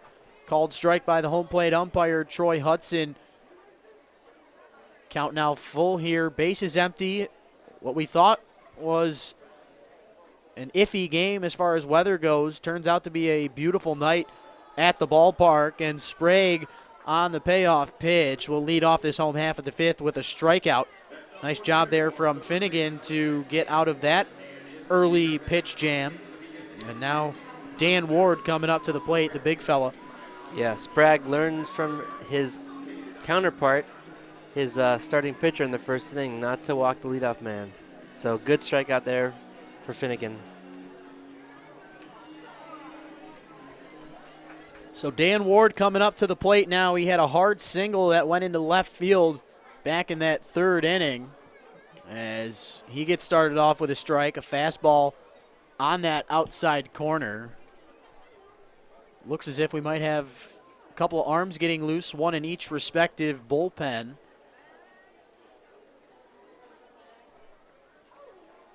And on the 0-1 offer to Ward, a breaking ball that Jack Finnegan tried to get Ward to chase after, but Ward, one of the best hitters in this lineup, obviously the reason he's in this 3-hole spot. In the sport of baseball, of course, your best hitter usually in that third spot in the lineup. Could be in the fourth, could be in the second, could be in the first. Sort of just depends on what you have to offer as far as your attributes offensively. Carter Grote, the leadoff hitter, a guy who gets on base and has speed. Dan Ward, more of a power and contact hitter. Speaking of power, a high fly ball hit out to right field. Ethan Whisker on his horse at the track, at the wall, and he will not make the catch. Dan Ward with a home run. This one leaving the yard just about 10 feet over that right field wall. Dan Ward showing his power time and time again. That's his second home run of the 2018 USPBL season. And just like that, the Unicorns are within a run. Another opposite field home run for the Unicorns there.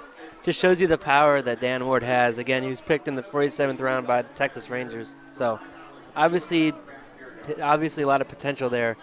So just able to sneak it past the right field foul pole, but still counts. Good power there.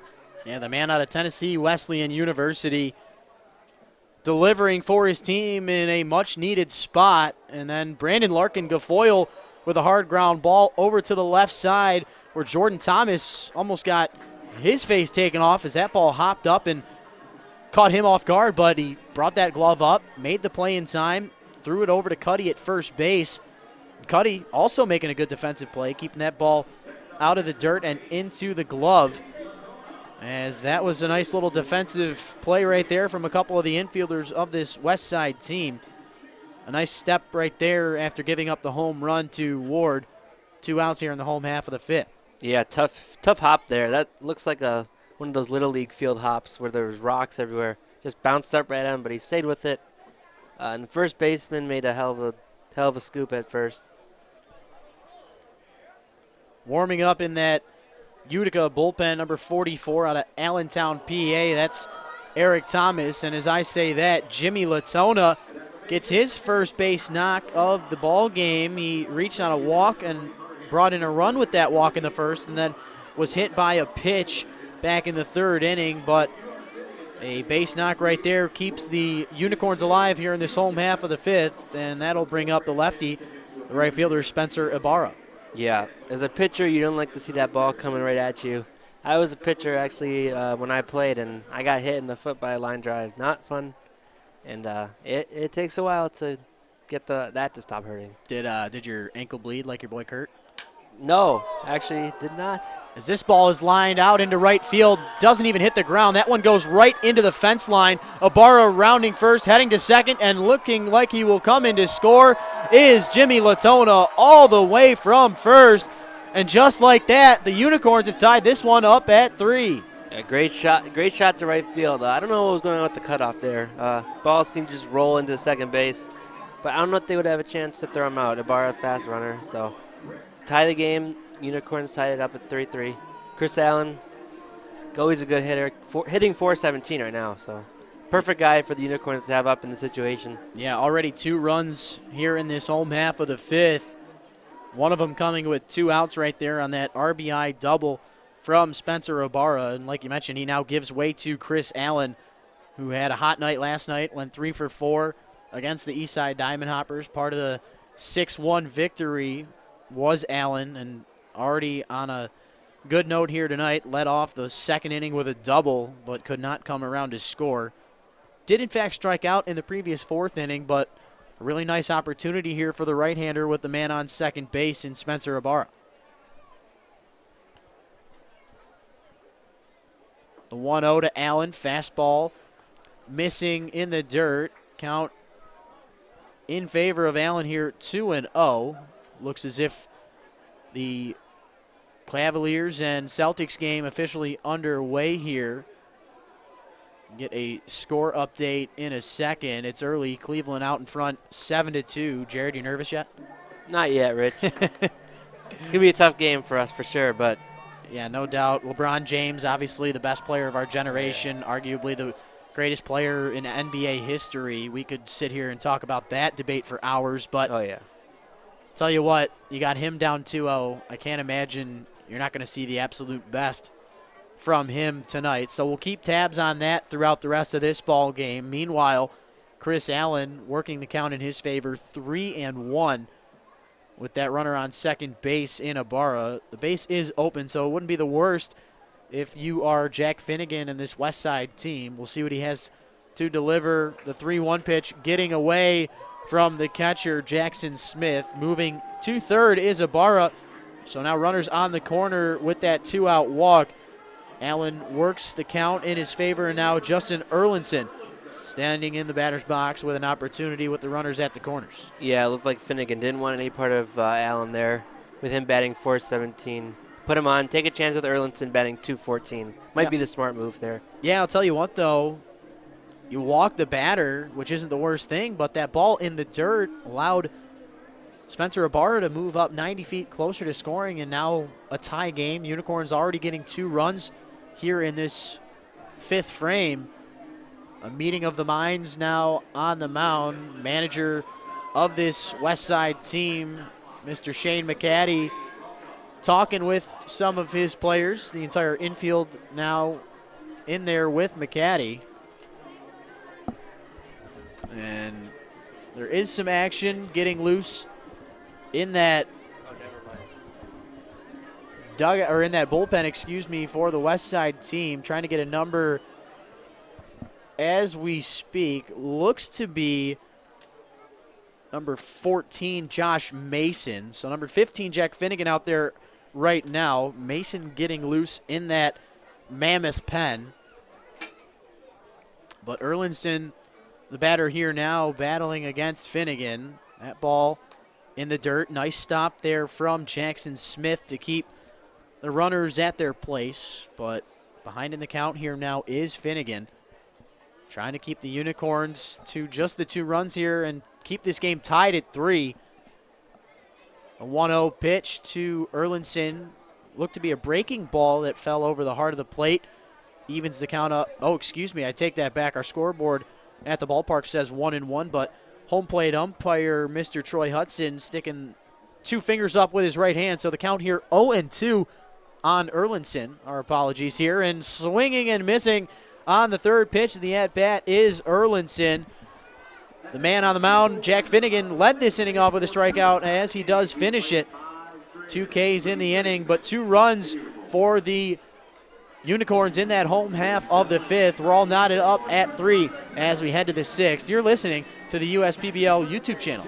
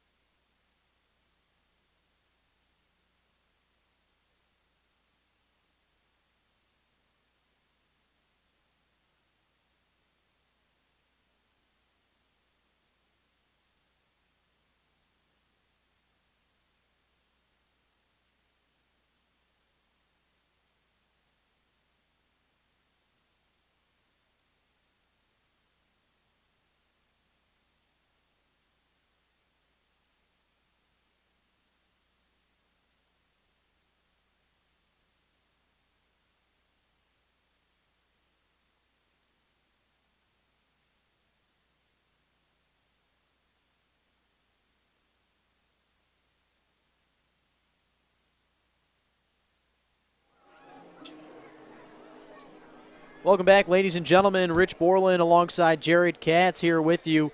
We head to this top of the 6th inning. New arm on the mound, the lefty out of York, PA.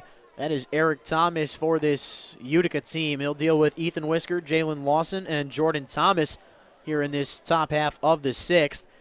Eric Thomas taking place of Tyler Schwantz, who relieved Gio Abreu. He had 2 innings, 3 hits, 2 runs, both of them earned, 1 walk, and 2 strikeouts did Mr. Schwantz. And right here and now, Eric Thomas against Whisker, advantage Thomas. Ground ball over to the right side. Dan Ward taking it and picking it up himself with the unassisted put out there. 1 up, 1 down. Nice start for Eric Thomas. You like to see Thomas playing his position. You saw him run to first to cover the base, but Ward didn't need it, but it's always the little things. A lot of MLB players do that at spring training all the time, and some of them forget to do it in the game, so it's a big deal to cover your position. Yeah, it's one thing as a pitcher, you not only have to do your part on the mound to deliver that ball to the batter, but once the ball crosses the plate, you turn into a fielder, and nice job by Thomas to at least do his part, but Ward's a big fellow over there at first, taking it all on his own there. Jalen Lawson now stands in. He was robbed of extra bases back in that 4th inning, and he ended up having a sacrifice fly out to center field where Justin Erlinson had robbed him on that diving catch. Hopefully we'll see that maybe on SportsCenter later on tonight. But Lawson, meanwhile, has worked the count in his favor here, 3-0. Flown out to center and right here tonight, and look at that, on 4 straight pitches, Eric Thomas walks Jalen Lawson. Keep your eyes on him over there at first, as Lawson does have some speed to his credit. Yeah, you notice every time one of the guys goes to first base, they high-five the other player. That's what this league's all about, you know. They're not A lot of the coaches, they're here just to mentor everybody, not just their own team. So it's kind of cool to see the sportsmanship and everyone trying to get each other better into the next level. Yeah, that is definitely the common goal here. You play against each other all year long, but, of course, anytime a player gets called up to an affiliated team, everybody here at the USPBL is thrilled and happy to see guys move on to bigger and brighter stages, but for as long as they're here, we love to see what they can provide talent-wise for all of their teams here. Thomas with the 0-1 delivery to Thomas, I should say. Got Eric Thomas on the mound and Jordan Thomas at the plate. Battle of the Thomases. So far, advantage Eric on the mound. He's got Jordan down in the count here 0-2 early. Yeah, broadcaster's nightmare. 2 Thomases. Thomas at the plate calls time. Asks home plate umpire Troy Hudson for an extra second there, and it is received back to him. A lot of speed between Lawson and Thomas. Not an easy opportunity for a double play, but if the ground ball is hit hard enough, they can try anything, as this breaking ball looked good from up here as far as a pitching standpoint. You don't want to throw anything too far over the plate with yourself ahead in the count 0-2. A really nice breaking ball that drops out of the zone, but an even better job right there from Jordan Thomas at the plate to lay off. Yeah, with Lawson at first base, all I can notice is the height difference between Ward and Lawson. It's like Jose Altuve and Cabrera or something. That's it's awesome. Just funny to see. Right. I remember seeing that picture that I think went viral either late last season or early this season with Jose Altuve standing right next to Aaron Judge, two of the predominant players in Major League Baseball as of right now. Of course, the Houston Astros, 2017 World Series champions. Part of that big reason, former Tiger Justin Verlander with incredible numbers for the Houston Astros, not only last year but this year as well. And as I say that, Jordan Thomas, who had went down in the count 0-2 against Eric, ends up victorious in the battle of the Thomases. The single up the middle brings runners to first and second here, and the Woolly Mammoths are threatening here in the top of the 6th. Great piece of hitting by Thomas. They're down 0-2. You just want to put the ball in play, try to protect, but hit a ball very hard to center field for a base hit. Put a run in scoring position for the Woolly Mammoths.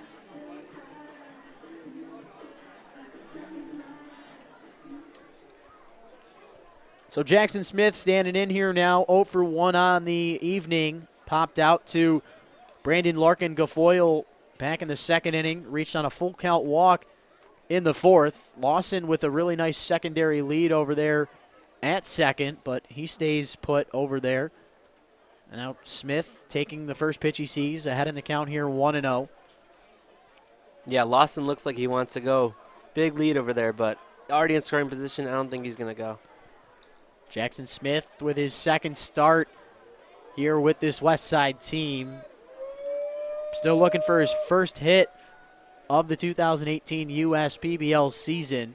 Would be a really nice spot here for the man out of Salem, Oregon, to not only get his first hit of his professional career, but put his team out in front, because I guarantee you he gets a base knock. Jalen Lawson will come in to score. Breaking ball, bender, and it was beautiful right there. Textbook stuff from Eric Thomas as that one falls over the heart of the plate to get Jackson Smith down in the count here, 1-2. Great pitch there. Smith probably expecting a fastball in that 1-1 count, but got a nasty breaking ball.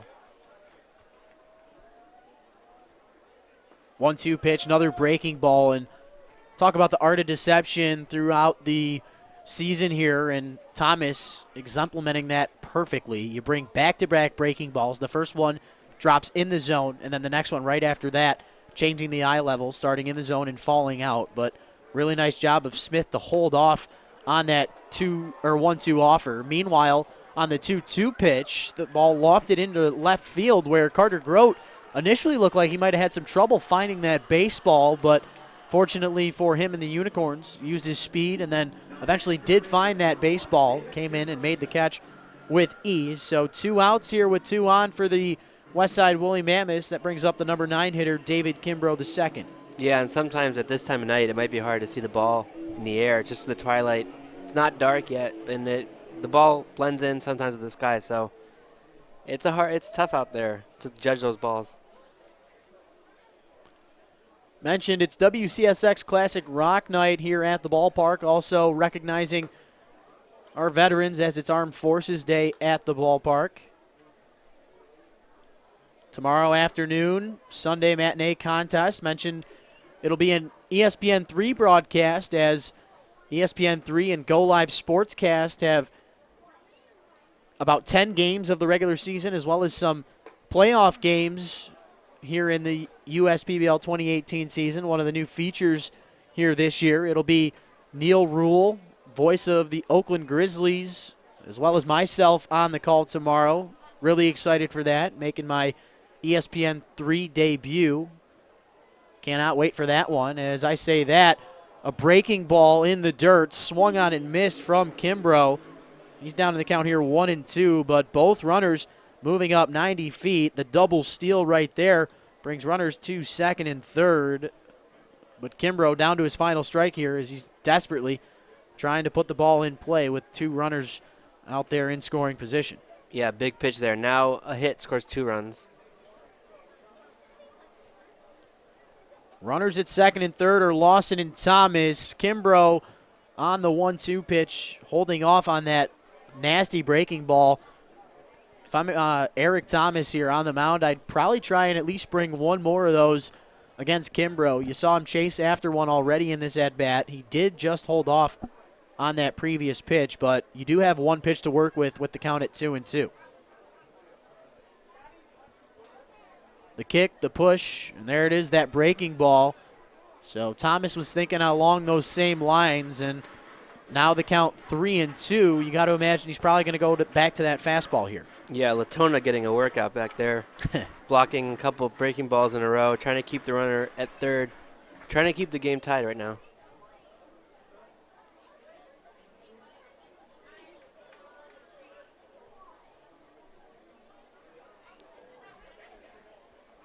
David Kimbrough II, the Atlanta, Georgia native, trying to keep his team going here in the top of the sixth, but he can't get it done. Chases after the high heat out of the hand of Mr. Eric Thomas. He gets out of that one unscathed. Gives up a walk and a single, but retires the side. We're all knotted up at 3 as we head to the home half of the 6th inning. You're listening to the USPBL YouTube channel.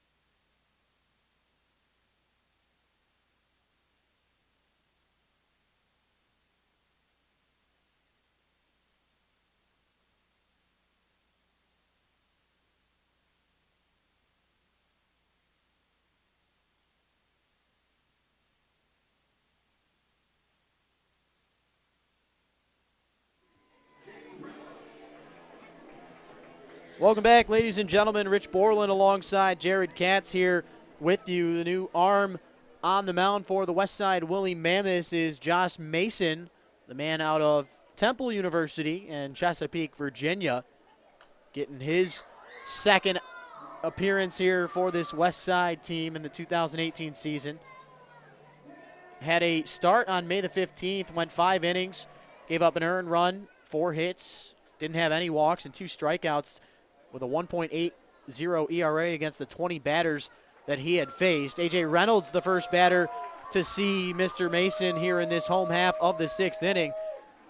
Reynolds was down in the count 0-1, but took that 0-1 offer right back up the middle for a base knock just past the diving shortstop, Jordan Thomas.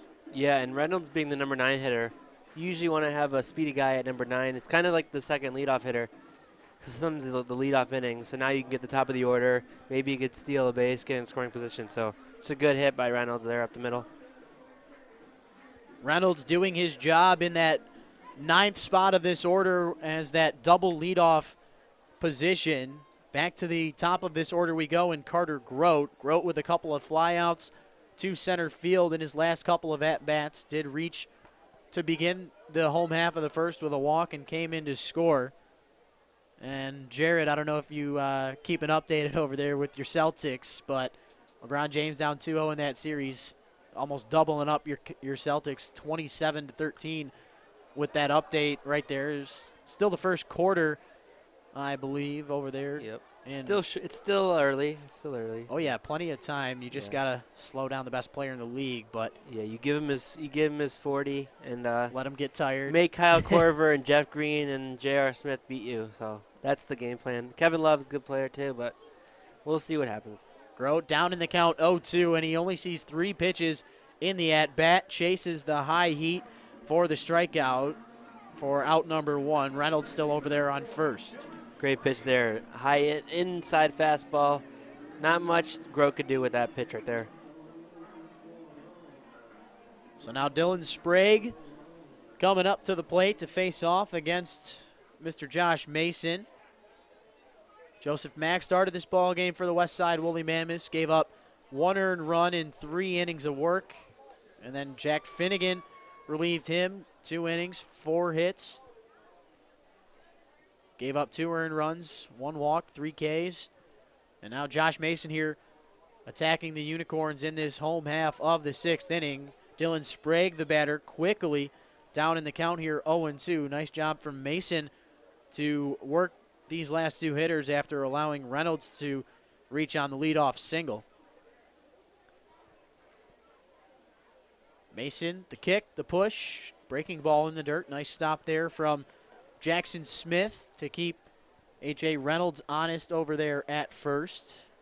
Let's take a look and see if Mr. Reynolds has any stolen bases to his credit yet this year, as he does in fact not in the 2 games that he has played with the Unicorns so far this season. So haven't seen his speed just as of late. The man out of Prattville, Alabama, and Jacksonville State University alum, trying to give the Unicorns a lead. Sprague still battling here, the count 1-2. Absolutely no wind here at the ballpark, as that flag out there in center field sitting, not really moving at all. It is, in fact, at half mast. Of course, that awful tragedy that happened in Texas, that school shooting. All the well wishes and thoughts and prayers go out to everybody affected, especially those families.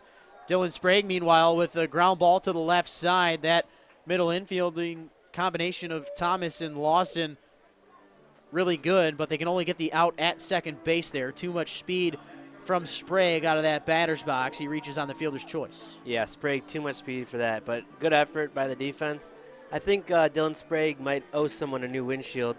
Fouled 2 balls straight out to the same spot out of the Jimmy John's field over there. I'll tell you what, as long as it's not mine, I'm okay with it. Yeah, I think I'm pretty far enough away at the middle school or the high school over there. So Epler. So I think I'm good. I think I'm pretty good.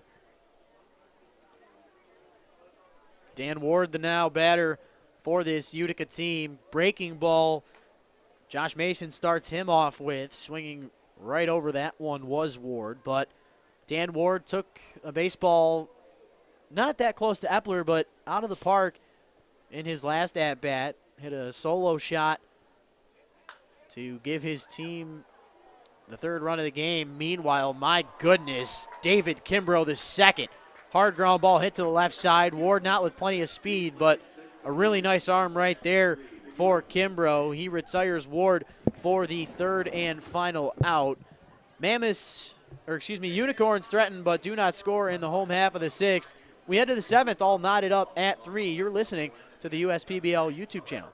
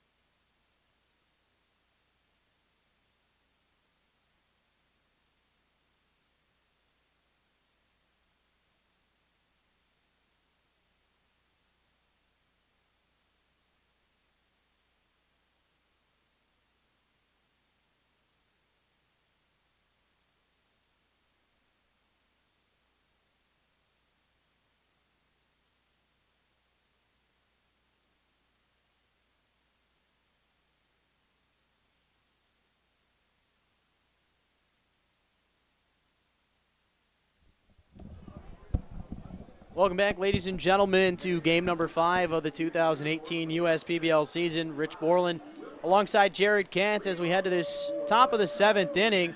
Eric Thomas's night of relief is done after just 1 inning on the bump. He goes that 1 inning, gives up 1 hit, no runs at all, records a walk and a strikeout to his totals. And now Will Marshall standing on the bump for the Utica Unicorns.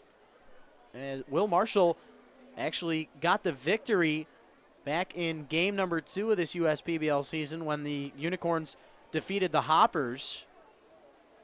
Marshall only went the 1 inning, but he came in after a nice start from Cody Brown, who had went 4 innings. But, of course, this great game of baseball, can't get a win as a starter unless you go that 5 innings worth of work. And Tommy Fiesel, the batter, down 0-1 in the count to begin this 7th inning, hits a ground ball to the right side where Dylan Sprague will make the play with ease. 1 up, 1 down for the man out of Dallas, Texas, Mr. Will Marshall. Huge first out there. Again, obviously don't want to walk leadoff guys. That's the worst thing you can do out of the bullpen.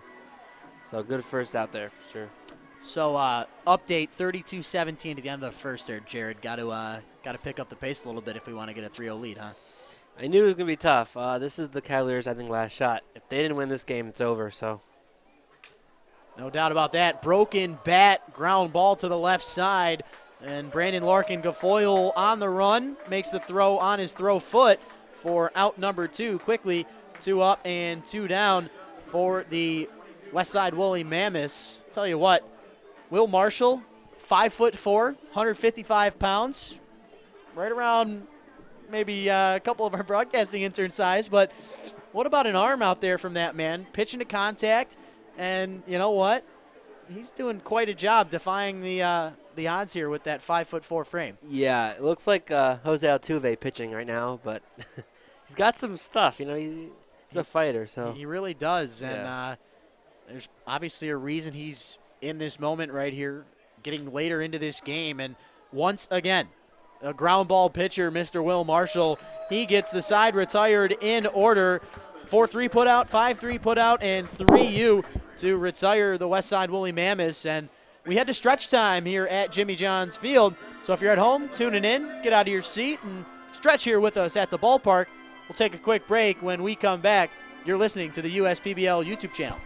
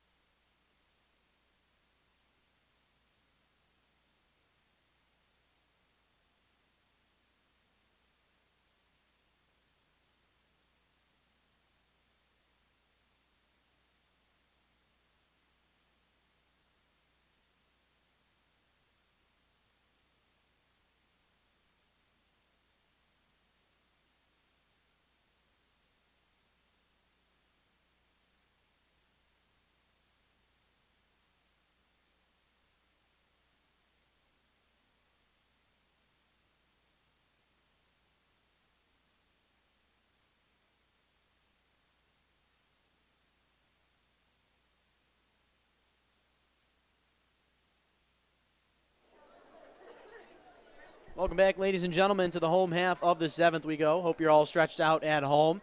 As far as the action, we got the 4, 5, 6 hitters coming up to the plate for the Corns here in this home half of the 7th inning. Josh Mason back out for his second inning of work. Quickly getting started here with the windup, the pitch. Ground ball rolled over to the right side.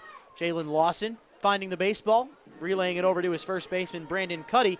1 up, 1 down.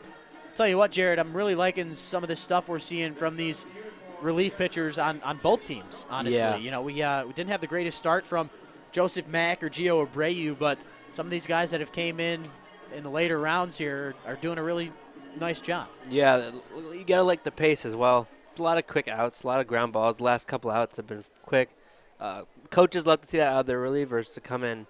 It's hard to come in during a game when you sit in the bullpen the whole time and then have to get loose quickly. So it's not like starting a game. So it's good to see from both coaches' perspective, I'm sure. Yeah, no doubt about that. Being a reliever, definitely different than being a starter as far as prep work goes. I was a setup reliever in my 2 years at Macomb Community College, just about 20 minutes away from here in Utica. But it's definitely a long season when you are traveling with the team or going to every game, and you got to be prepared to pitch on every single night out. Definitely a different perspective compared to guys who show up every 4th or 5th day to come out and know that they're going to be the man on the mound.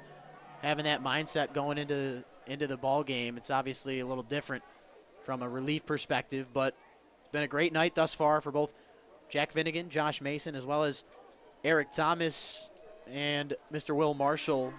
And right on cue, Jimmy Latona swinging and missing at the 0-2 offer, chasing after that one. Out number 2, that brings up Spencer Ibarra, who had the RBI double to tie this ball game up back in the home half of the 5th. Yeah, Josh Mason looks really good out there. He reminds me, he kind of has the Japanese pause kind of thing. It looks like Tanaka a lot, or a little faster, but still the same motion.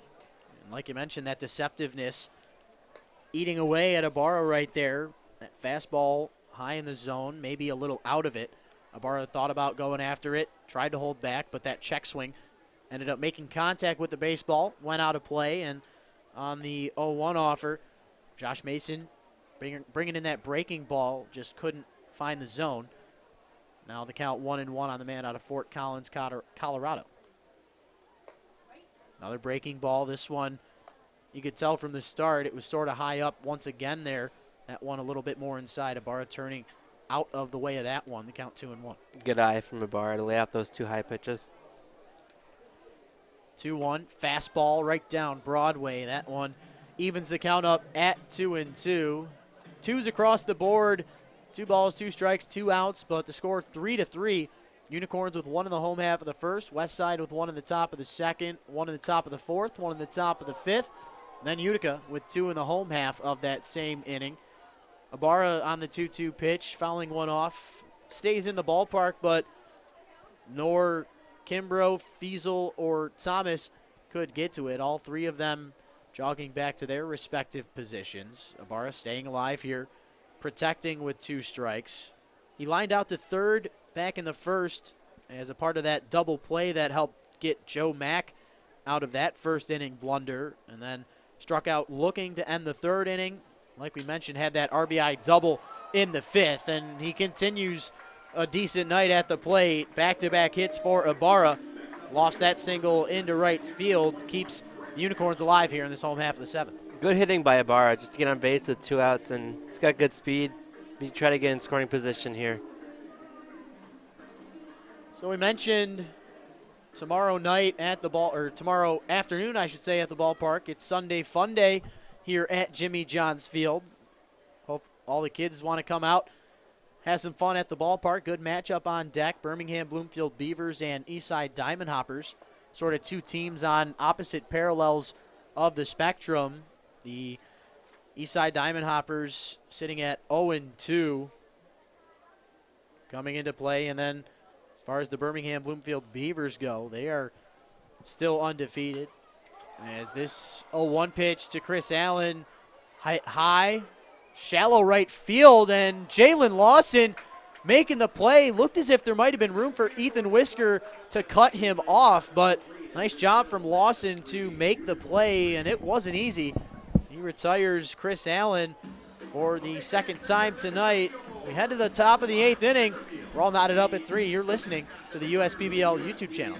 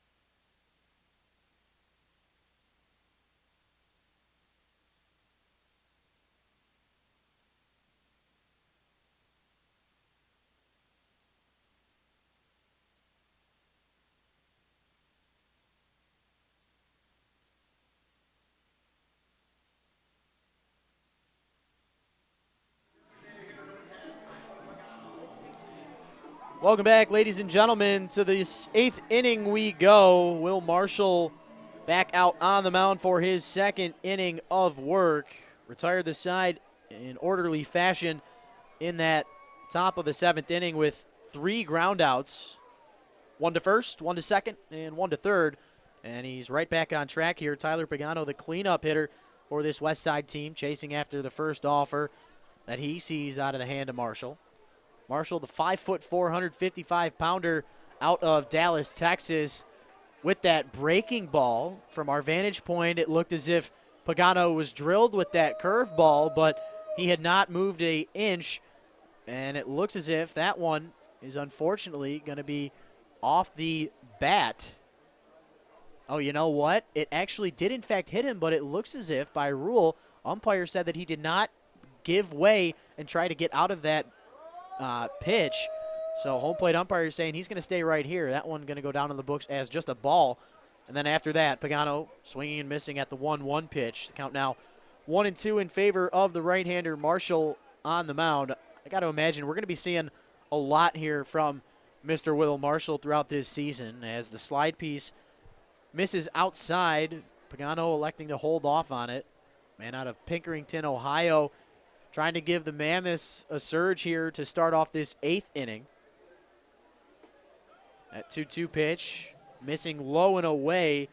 I was taking a look at some of these stats here. The Woolly Mammoths in this ballgame have left 6 runners on base. You think that's a lot? Let's take a look at the Unicorns. They've left on at least one in every inning as Pagano fouls off the payoff pitch there. But as the Unicorns have left on 2 in the first, 1 in the second, 2 more in the third, 1 in the fourth, 2 in the fifth, and then 1 in both the 5th and 6th inning. 9 runners left on base. Definitely not a recipe for success. It's all about timely hitting and being able to drive in runs when you can. Get them on, get them over, and get them in. And both of these bullpens have done a really nice job late on in this game as Pagano fouls off another one. Yeah, you definitely don't want to leave that many people on base, but you got to give credit to the Unicorns relievers here for bearing down and getting these guys out when they have to.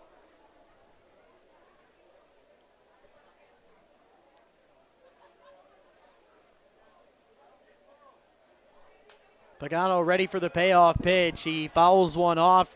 Will it stay in the yard? We're not sure. Dan Ward ranging towards that west side dugout down the first baseline. He reaches the warning track in front of the dugout to make the play. 1 up, 1 down. Pagano is retired. Yep. Seems like everything's in play here almost. Going all the way to the dugout because the dugouts here are far from the plate. If you look, they got the suites down there, diamond level, so the dugouts are pretty far away, so there's a lot of room to make plays out there. Yeah, the dugouts are somewhat far, but as far as from a fan perspective, you mentioned some of those diamond tables that are right behind home plate and along the foul territory lines as the field separates, but the fans that are directly behind home plate actually closer than pitcher's mound, the closest you can be to home plate in all of professional baseball. You don't hear that too often as Whisker, after looking at ball 1, looks at a slide piece that stays inside on the hands. Whisker ahead here now 2-0. Whisker, of course, had that solo shot to lead off the 2nd inning. Also singled in the 4th and then grounded out to Ward back to start the 6th inning.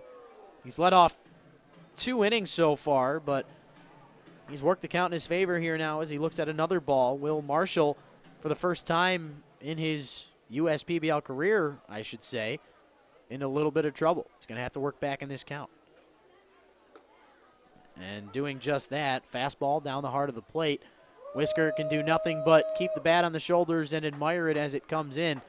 3-1, still a favorable count here for the man out of Clio, Michigan. Yeah, Marshall might be pitching around him 2 for 3 tonight with a home run and a single. So he might not want to let him hit the ball here. He does make contact, but it'll go over our heads here in the broadcast booth. Whisker has worked the count full. Bases empty here at the ballpark. Center fielder Justin Erlinson shading a little bit towards left field. A nice gap in right center as well as down that right field line as Ibarra is shaded towards his right, our left. Payoff pitch to Whisker. Slider that misses outside. So a 1-out walk there for Whisker. Continues his good night. A walk, a single, and a home run to his credit.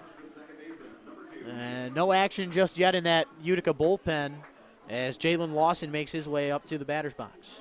Yeah, good eye from Whisker there on the 3-2 count. Protected. Probably got a good pitch to hit on 3-1, fouled off, and then laid off a tough pitch on 3-2.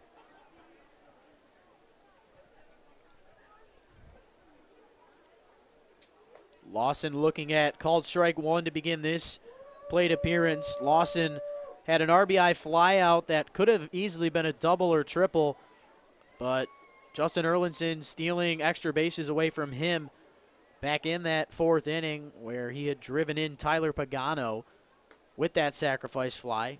Looks at ball number 1 here to even the count up at 1-1. Also flew out to right field in the 2nd and then reached on a walk and made it all the way to third in the sixth, but could not come around to score. We're all knotted up here at 3, looking for the 7th run of the game. You got to imagine we might see a 4-3 final here, depending what happens. Both of these bullpens doing a really nice job. Yeah, you never want to predict the score or predict more baseball, but yeah, it looks that way with these relievers pitching so well. The count 2-1 in favor of Lawson. Keeping tabs on Whisker over there at first base is Jimmy Latona. That pitch was thrown very outside of the box and outside of the strike zone, so I understand why Latona tried to go over there to first, kept the momentum over to the right side, and keeping Whisker on his toes over at first base. Whisker not going anywhere on the 3-1 offer as Lawson lofts this one out of play. Count now full with 1 out here. You wonder if Whisker might try and go, even though he doesn't have to. He might, just to make something happen. I don't know if you noticed, just by the height of the pitcher, the catcher, Latona, almost threw it over his head. So you got to be careful there. It's things you don't think about always. Lawson ready for the payoff pitch. Marshall with back-to-back walks. The man who's had really good control throughout his career, obviously part of the reason he's out there on the mound. Doesn't have the size and stature of your typical relief pitcher, but he's really good on that mound, just having a little tough stint here with back-to-back walks. Yeah, he still looks confident. Like, he has good body language out there, so I think he knows he can get this guy out. You know, bottom of the order hitter, get a double play, and get out of the inning. Yeah, I'll tell you what, Whisker as well as Lawson, the 2 base runners here for the Mammoths, they had worked the count full, so I'll tell you what, Will Marshall was right there, just could not finish on the payoff pitch to both of these base runners. He starts off Jordan Thomas, though, with a called strike. Good opportunity to try and get 2 here, even though there is speed on 3 of the 4 quadrants of this baseball diamond here. But Thomas looks at back-to-back pitches, takes a longer time out of the box right there. Did not like the call from the home plate umpire, Troy Hudson. Count 0-2 here on the man out of New Orleans, Louisiana. Trying to break this 3-3 tie. Breaking ball just missing high right there. Could have went either way for sure. But Thomas stays alive. Count 1-2. That was a great pitch by Marshall. Looked like from here it caught the outside corner, but of course can't tell from this far. But looked like it was a good 0-2 pitch for sure. Marshall allowing both runners on via the walk, and that slide piece looked like it might have went behind Thomas's head right there. Thomas a little rattled at that batter's box. Didn't get a call he liked on the 0-1 offer, and then on the 1-2 pitch, that one almost drilled him right in the head. Would have loaded the bases here with 1 out, but the count now 2-2 on Thomas. Marshall with the leg kick, ground ball to the left side. Might have been a broken bat, as we heard something up here in the broadcast booth, and the third baseman, Brandon Larkin-Gafoyle, doing his job. Couldn't get any of the lead runners, but he did what he could with that baseball, and the only thing he could have done was go to first. Job well done right there, but both Whisker and Lawson moving 90 feet closer to scoring. Yeah, it was good pitching by Marshall. You know, throw that ball, the slider, just around the head of Thomas right there, and bust him inside with the fastball. Might have broken his bat, but there's nothing much you could do. Just fisted it off to third, and they were able to get that out at first.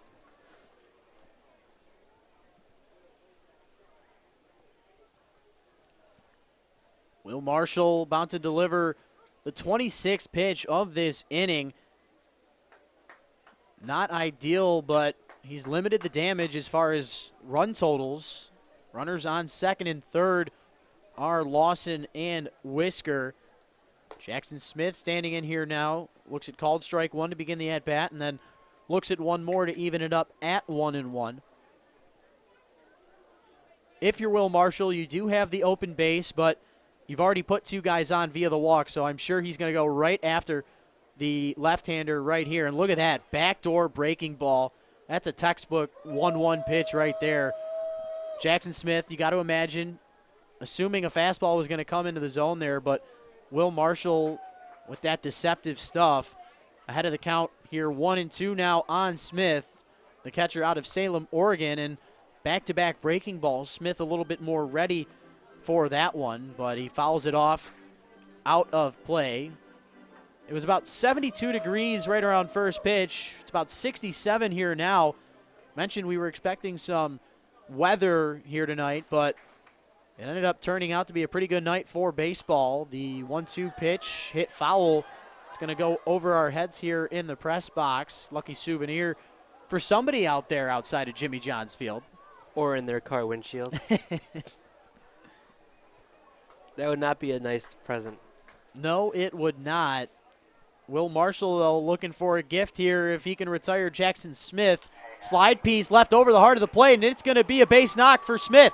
Coming in to score is Whisker. Rounding third and headed for home is Lawson. And a big spot there for the man out of Oregon, Mr. Jackson Smith, with his first hit of the night. And I believe that might be his first hit of his USPBL career. Jackson Smith coming up very clutch right there. He gives the Mammoths the 2-run lead. It's 5-3. Yeah, Marshall got too slider happy, I think, threw that one too many times, and that cost him right there. As Smith looked like he was ready for that pitch and just drove it over the second baseman's head for a 2-run, 2-out RBI. Yeah, you are absolutely right, Jared. I think Mr. Marshall was getting too comfortable with that slide piece. You are exactly right, and I think Westside Woolly Mammoths noticed that as well. Nice job right there from Jackson Smith, the left-hander, to get the job done. Both Whisker and Lawson scoring, and those walks coming back to haunt Mr. Will Marshall. So he almost gets out of the jam, but Jackson Smith continues the top of the 8th inning here, and now David Kimbrough II stands in for his 4th plate appearance. He's still looking for his first base knock of the ball game. Kimbrough works the count in his favor, 1-0, and then looks at a fastball. Might have been a changeup on that outside corner. There was a little bit of tailing action on that pitch, so the count now even at 1-1. Kimbrough still looking for his first hit of the 2018 USPBL season. The 1-1 pitch missing just outside. The count now 2-1, according to our home plate umpire, Mr. Troy Hudson. Fun fact, I actually found out who our umpire behind the dish was going to be before this game had started. My dad is actually a coach over at Grosse Pointe North High School, and Mr. Hudson was actually umpiring that game earlier on in the day. So home plate umpire getting his money's worth here today on May the 19th. And as I say that, Kimbrough grounding out to the left side of the infield for the third and final out. In fact, was a line out over there to third base. So Kimbrough is retired for the third and final out, but the Mammoths tack on 2 runs in the top of the 8th inning, a couple of walks, and then a 2 RBI single off the bat of Jackson Smith. Have the Mammoths out in front 5-3 over the Unicorns. We head to the home half of the 8th. You're listening to the USPBL YouTube channel.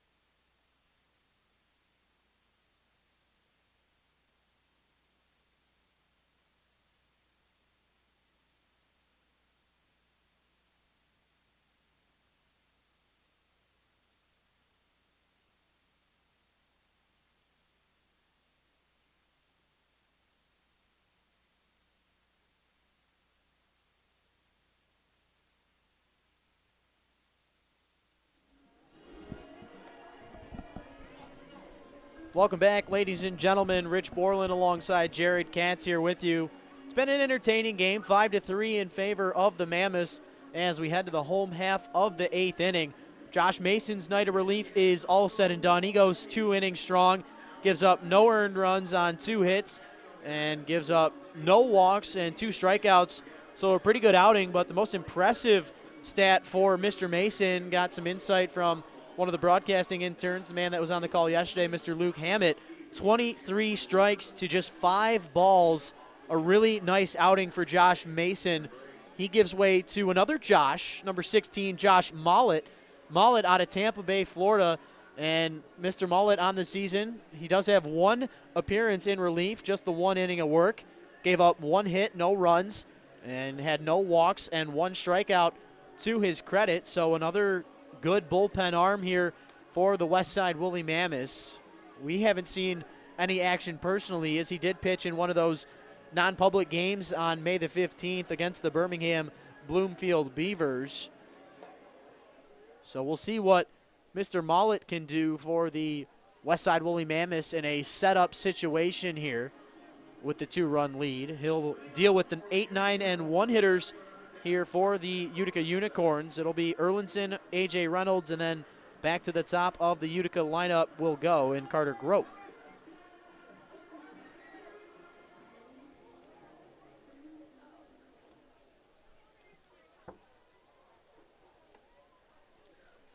Mollett with the first pitch of the night for him, a fastball that misses very outside. Erlinson not having to do a lot of work to lay off of that one. He's ahead in this count early. Erlinson taking a hack at the 1-0 offer, gets a piece of it, but it falls right into the glove of Jackson Smith. Count even at 1-1. Erlinson on the night so far, 1 for 3, has a single to his credit. Also struck out to end the 5th and popped out to first base back in the 2nd inning. Bender in the zone for a called strike 2. Nice pitch right there from Mr. Mollett. But yeah, for Erlinson and Reynolds, the 8-9 hitters, they just got to get on base for the top of the order, get Grote, Sprague, and Ward up there to get the runs in, just like that.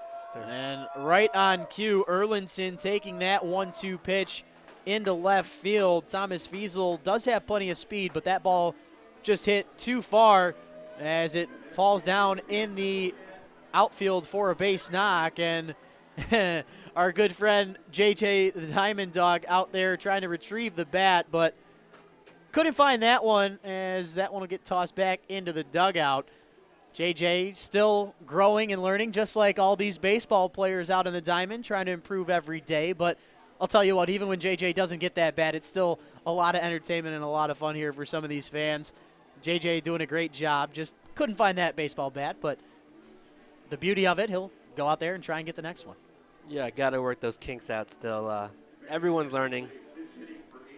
Yeah, I guess as the topic is on hand, I saw earlier on Twitter this afternoon the Greensboro Grasshoppers, I mentioned, who are the Class A affiliate of the Miami Marlins.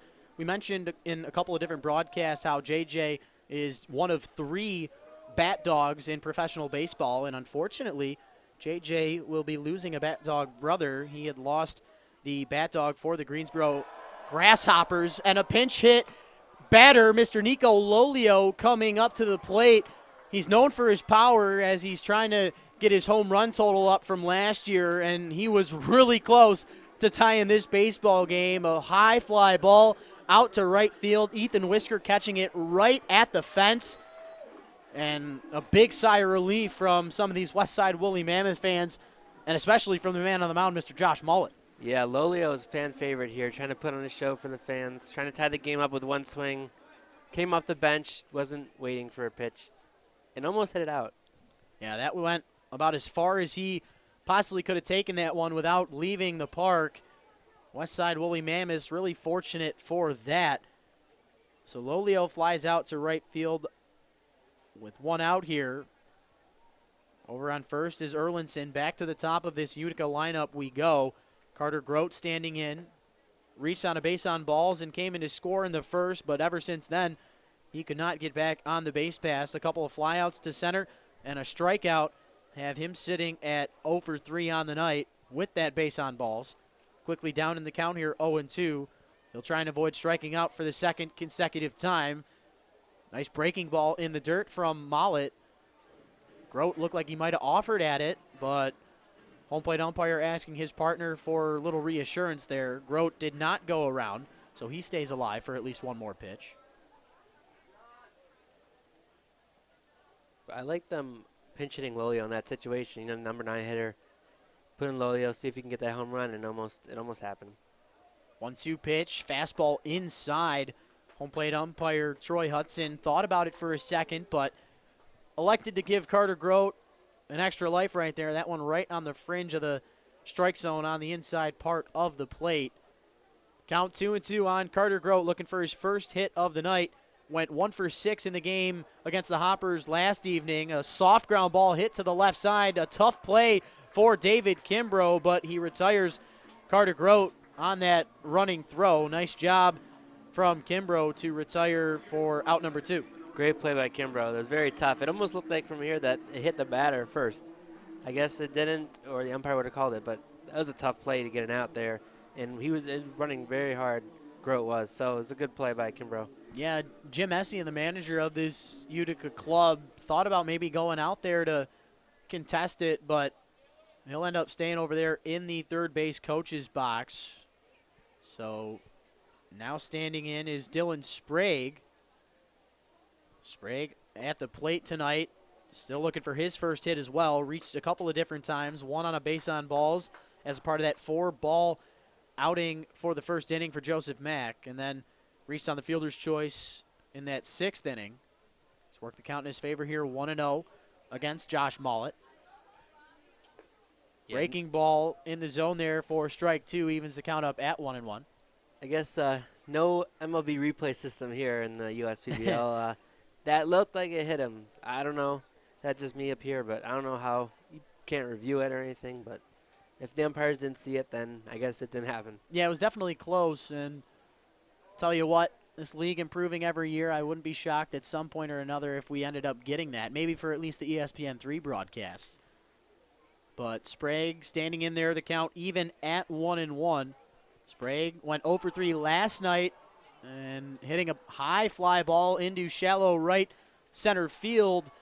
Gives way to Ethan Whisker. Whisker makes the catch for the third and final out. He makes both the first out and third in this bottom of the 8th inning. We head to the 9th. Mammoths out in front by 2 over the Unicorns. We're listening to USPBL YouTube channel.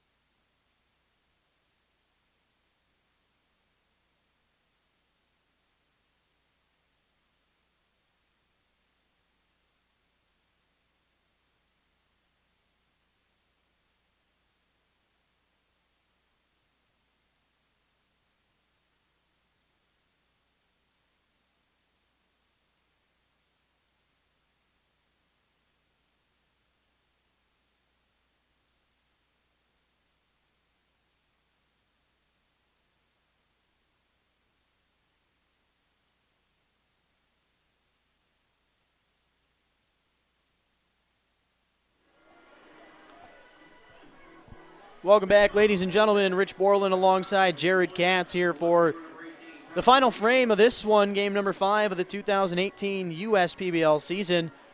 Will Marshall's night is done on the mound for the Utica Unicorns. He is, in fact, in line for the loss tonight. He went 2 innings, gave up just the 1 hit, but it was a big one, a 2 RBI single off the bat of Jackson Smith after he had given up back-to-back walks to Ethan Whisker and Jalen Lawson. So a tough night for Mr. Will Marshall, but he came into tonight with a 1-0 record, did get the victory in his last outing in a relief appearance, but he gives way now to number 12, Chris Dula. Chris Dula pitched last night in a 1-inning affair, gave up no hits, did relinquish a walk, but had 2 strikeouts to his credit. One of the more deceptive guys in this league, the right-hander out of Catawba College, a Ferrum, Virginia native. In his second season with the Utica Unicorns, only had 1 appearance. It was actually in the playoffs in 2017 for the Unicorns, where he had given up a hit in 1 inning of work, had a strikeout to his credit. But Thomas Fiesel, the leadoff batter for this Westside team, down in the count here, 1-2 against Dula. The 1-2 pitch. Fiesel having to duck out of the way of that one. Nice to see at least a big smile on Fiesel's face. Mentioned earlier on in this game, Tommy Fiesel, a unique story. He was a record-setting quarterback in high school. Had 5 concussions over his career. He was transitioned to a wide receiver when he went to Northwestern, where he played football in the Big Ten. Had 3 concussions there. Found out he had tangled arteries in his head, and it almost caused a stroke. So not only are we happy to see Tommy Fiesel alive and well, but being able to continue his athletic career, now no longer on the gridiron, but on the baseball diamond. And he's not only playing, but he's playing very well. He's got the stats to back it up, and being the leadoff hitter for this Westside team, he's a big role and will be a big part of their success here in this 2018 season. Yeah, it's great to see him out there. And going back to Chris Gula, I think last night, I'm pretty sure they made an announcement that he hit 100 miles an hour. I think it was him, or it might have been another guy, but I'm pretty positive it was him. But yeah, he's throwing gas. Yeah, either way, a lot of guys that can get the high heat up there on the board for all 4 of these teams. And Thomas Fiesel, for the second time tonight, swings and misses and had a pitch for a strikeout. 1 up, 1 down here for the Unicorns. Nice start here for Mr. Dula. He now gives way to Drew Kitson, who struck out in his first 2 plate appearances, lined out to shortstop once and grounded out to third base. So Kitson has been pulling the ball a lot here tonight. If I'm him, I would try and sit on something to go maybe to the opposite field. A hard fastball. You mentioned reaching triple digits in the previous outing was Mr. Dula. That one was probably near close to it, as Drew Kitson could just swing right through that one. No contact made on the big right-hander. Another fastball in there. That one misses the zone low, evens the count up at 1-1. Yeah, with a guy like Gula throwing this fast, you just got to try to make contact no matter what you can do. Try to hit it opposite field. If you try to pull it, you're probably not going to get a good hit. So just got to look for contact. The 1-1 pitch, fastball right down Broadway, maybe a pinch inside. Kitson froze on that one, couldn't do anything with it. So he's got to protect here now as he's down in the count 1-2 with 1 out, nobody on. Mammoths, though, with the 2-run lead as they got 2 runs off of the bat of Jackson Smith with an RBI or a 2 RBI single in the previous 8th inning. But Kitson, with his 3rd strikeout of the game, he'll have to go back to the dugout, toss on that sombrero. And then back-to-back Ks here for Chris Dula. Really nice outing so far. We saw the 1-2-3 inning from Will Marshall in his first inning of work back in the 7th. That led to 2 runs in the 8th. So you wonder if Dula will just stay out for this 8th inning. There is an arm starting to get loose in that left field bullpen for the Unicorns. Meanwhile, over there in the right field bullpen for the Woolly Mammoths, I think it's number 7, Mike McGee, out of Drexel Hill, PA. But yeah, Dula looks great. I don't know if they have a guy warming up in the bullpen. I can't tell who it is. Maybe one of the interns here can help us out. Got some Binoculars. binocular action as we focus in on that number out there in that left field bullpen. Definitely a righty. Looks to be possibly number 22. That is, in fact, number 20. No, that can't be 22 because that's Mr. Brandon Larkin Guilfoyle over there at third base. So an update here. We'll get it in a second. Meanwhile, Cuddy works the count in his favor, 2-0 against Chris Dula. So Dula with back-to-back strikeouts. That's led to 2 balls here for Brandon Cuddy. Cuddy on the night reached on a walk in that first inning, flew out to left field to end the third, and then in his last 2 at-bats, he's grounded out to Dan Ward. And I'll just got word from one of the broadcasting interns, Mr. Drew Kell, that is number 23, Jesse Stinnett. Stinnett, I believe, pitched in last night's outing. He did, in fact, against the Hoppers as Brandon Cuddy works the 4-pitch walk to get on base, and a 2-out walk. That'll hurt the Unicorns right here if it leads to anything, but still out there on the mound is Chris Dula. He'll have to deal with Tyler Pagano. Yeah, for Dula, tough walk there, but he's got the stuff to get anyone out, so he's got to bear down and get this guy out and get to the bottom of the 9th.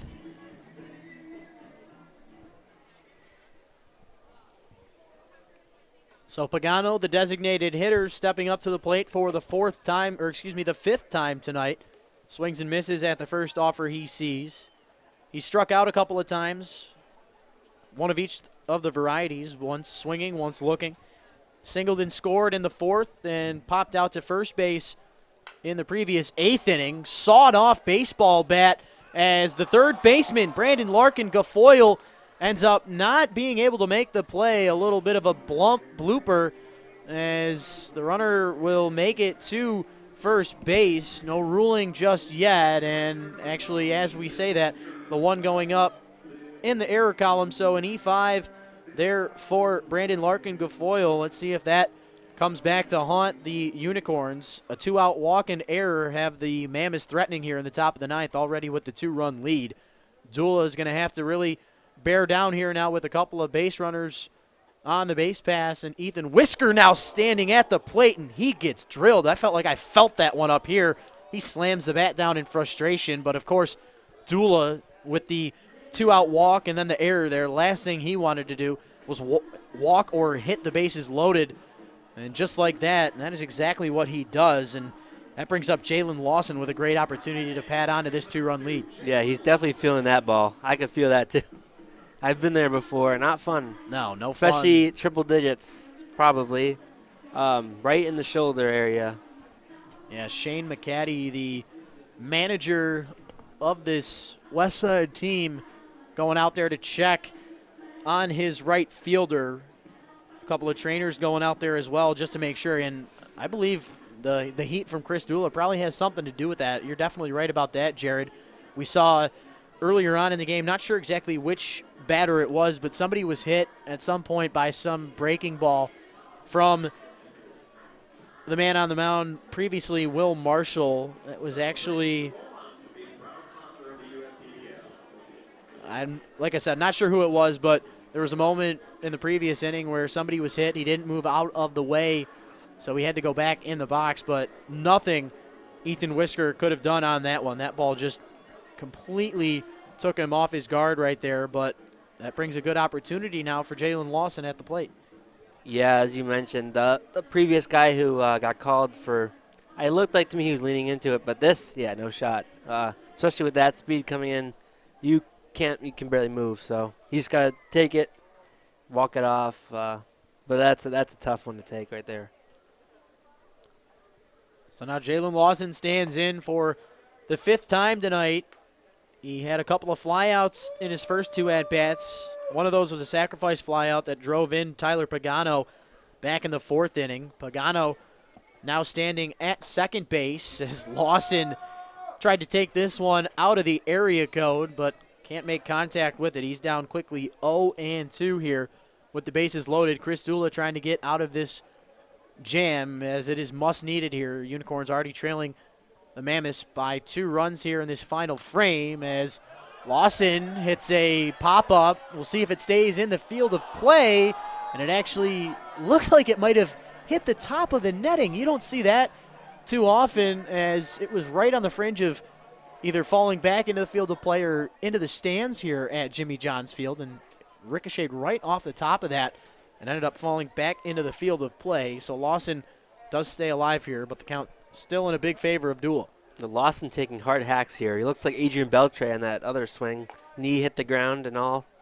Swinging for the fences. Yeah, that's a good comparison. Not a big guy is Jalen Lawson, but I'll tell you what, he definitely has shown his power in the past. Mentioned he was a big part of the Westside Woolly Mammoths getting to that championship game. As this ball gets away from the catcher, Jimmy Latona, but not enough for Brandon Cuddy to come in to score. I bet you if it was maybe Ethan Whisker over there on third base, he might have tried to come in with his speed, but Cuddy not going anywhere. Probably a smart decision here. You got an opportunity to drive in multiple runs and add on to this lead. Smart decision there from the man on third base. Yeah, it was close. I mean, Whisker probably would have came in, but it's probably safe to let him do that. Line drive to left field. It's going to get down in front of Carter Grote. Rounding third, heading for home is Pagano. There's not going to be a play at the plate. 2 RBI single for the man out of Troy, Alabama. Gives the Mammoths a 4-run commanding lead. Huge hit there to get that lead up to 4. And Dula created the mess himself, walked a couple guys in error, hit a guy. He had 2 quick outs and then let it go a little bit. So that's tough for the Unicorns right there. Yeah, not only that, but he struck out the first 2 batters pretty easily this inning, and like you mentioned, with ease. But a walk, an error, a hit by pitch, and a 2 RBI single have the Mammoths adding on to their lead here. And now standing in number 3, Jordan Thomas. Somebody loves it. Someone's having fun down there. Thought they stopped serving in the 6th inning. They might have, but doesn't matter. Time, isn't real, depending how bad you want it. That ball hit out of play. Thomas quickly down in the account here, 0-2 as he fights that pitch off. 7-3 your score here, 2 outs in the top of the 9th. Jordan Thomas trying to add on to this West Side lead, but he won't do anything about it. Chasing after the 0-2 pitch, he goes down via the chase, but the Mammoths tack on 2 more in this top of the 9th inning. They take the 7-3 lead. You're listening to the USPBL YouTube channel.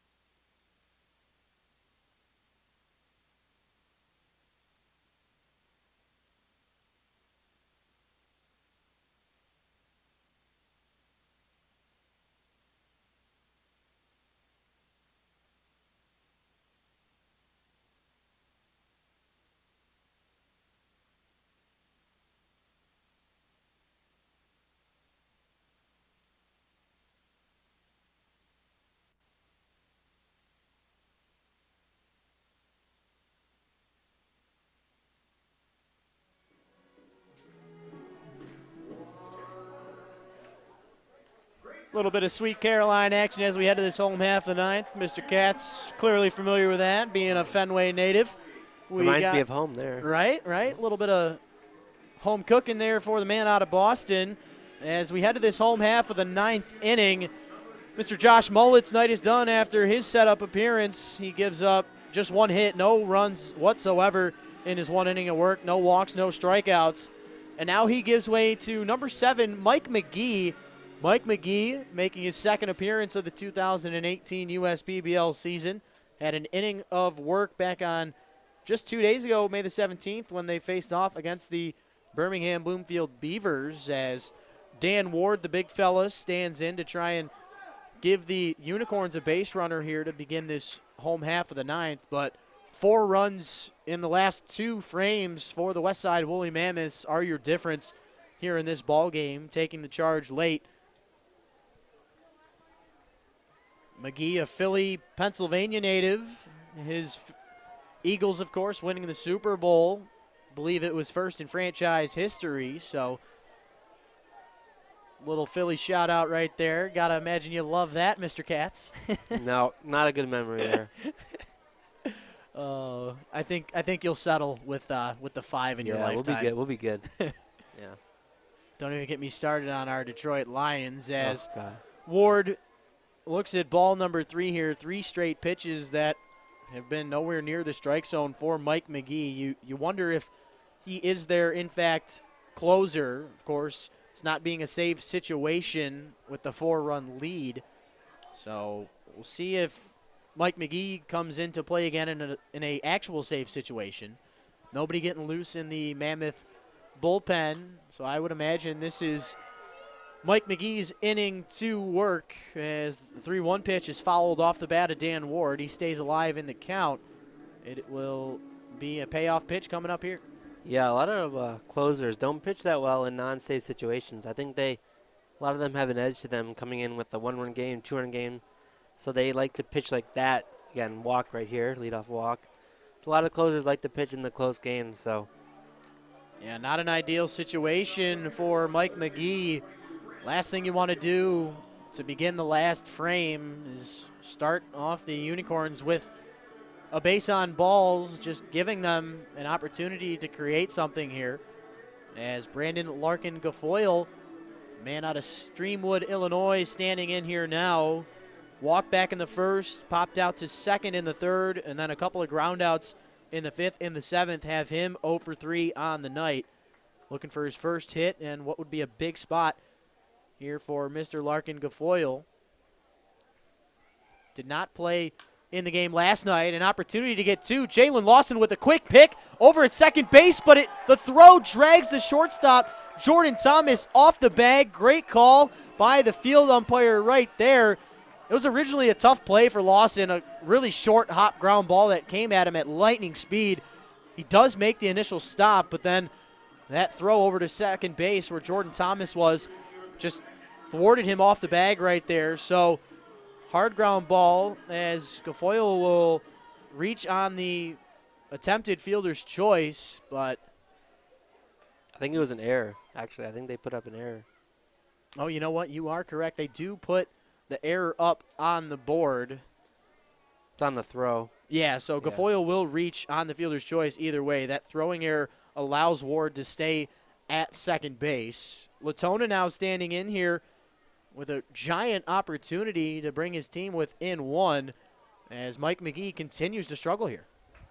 Yeah, again, as I said before, closer coming into a non-save situation always seem to struggle for some reason.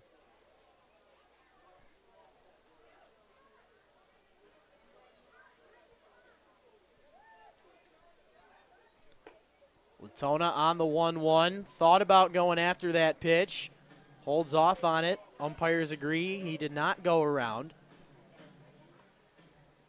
Latona on the season does have a home run.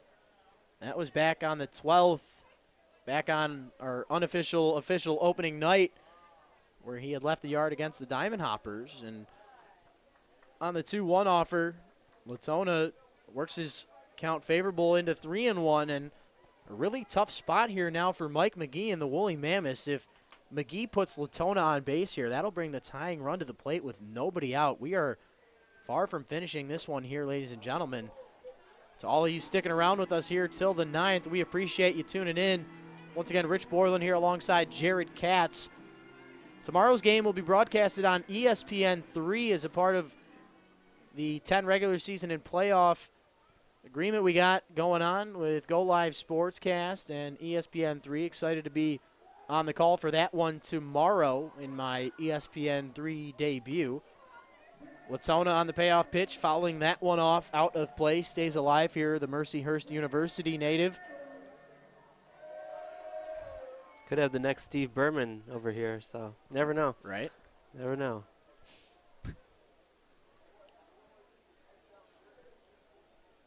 McGee gives a long look to second.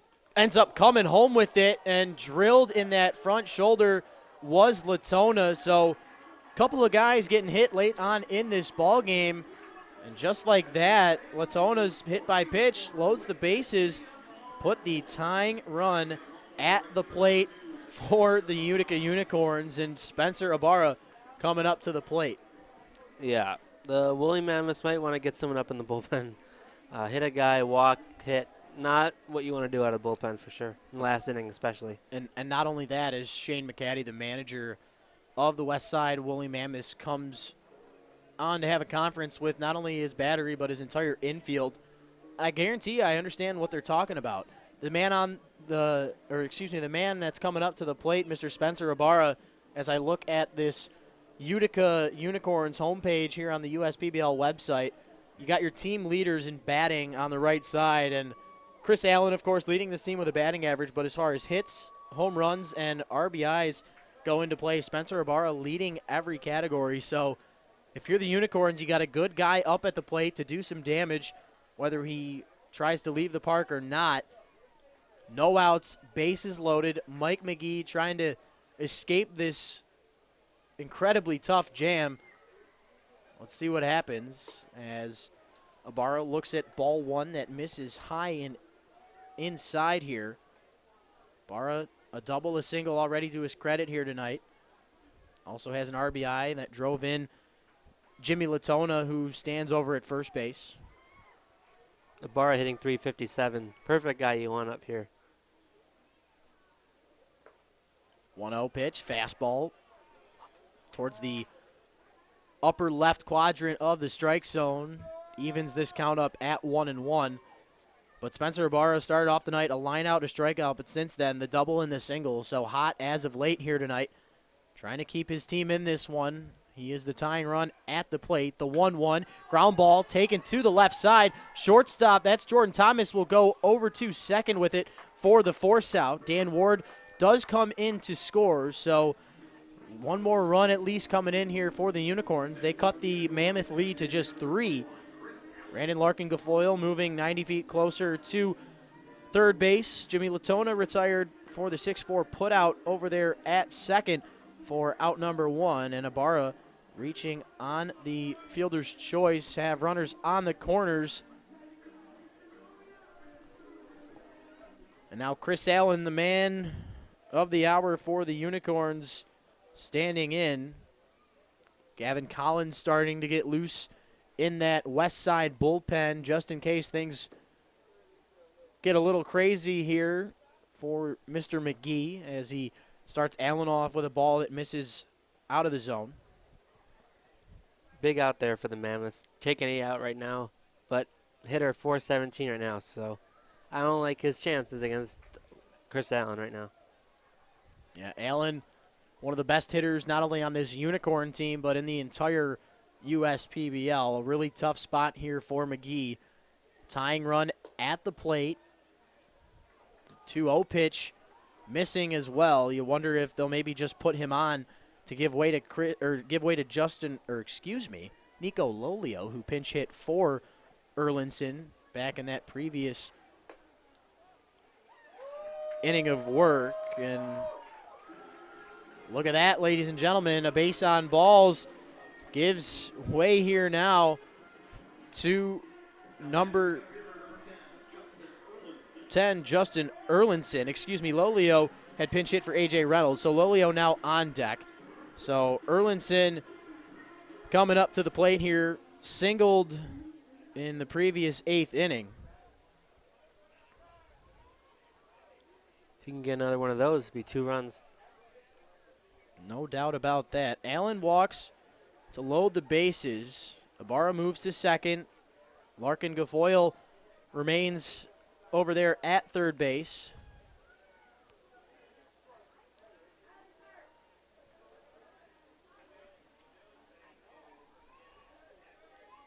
Not to throw shade at your Detroit Tigers, go. but this closer job looks like one of Here those we go. Jose Valverde or Appreciate that. Erlinson, meanwhile, looking at ball one that misses high and inside. He gets out of the way there. Papa Grande with that 46 for 46 save outing season, I should say. Back in 2012, I believe, when the Tigers made it to the World Series.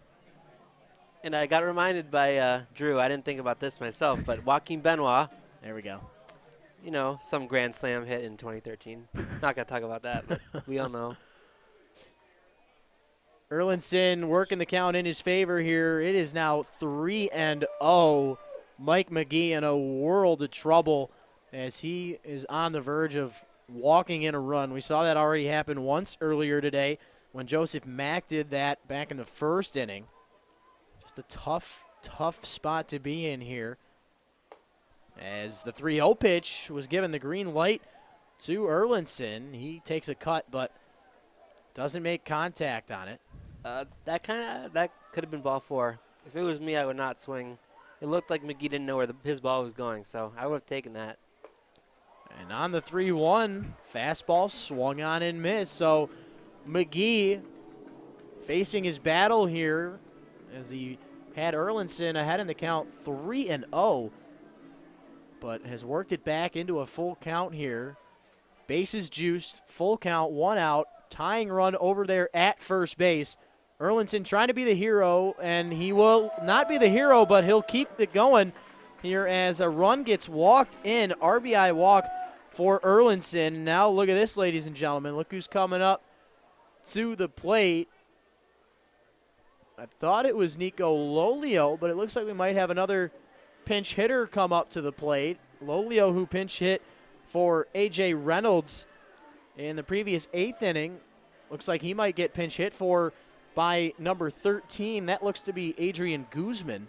But as we say that, Shane McCaddy taking the pitcher, Mike McGee, out. So we'll take a quick break, and when we come back, we'll let you know who's coming out to pitch. Looks to be possibly Gavin Collins, the right-hander. So when we come back, we'll give a little more background on that and finish off this ball game. You're listening to the USPBL YouTube channel.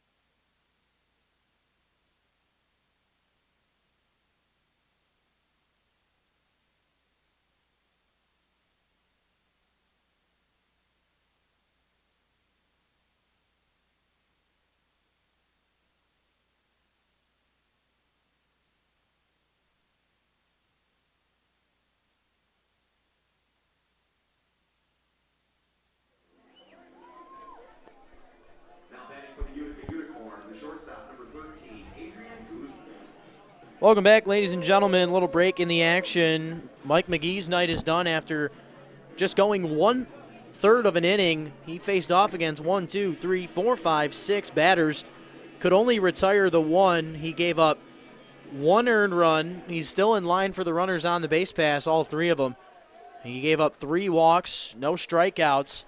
And now he gives way to Gavin Collins, man out of Camp Verde, Arizona. He'll be facing off against the second pinch hitter in the 9 spot tonight, Adrian Guzman.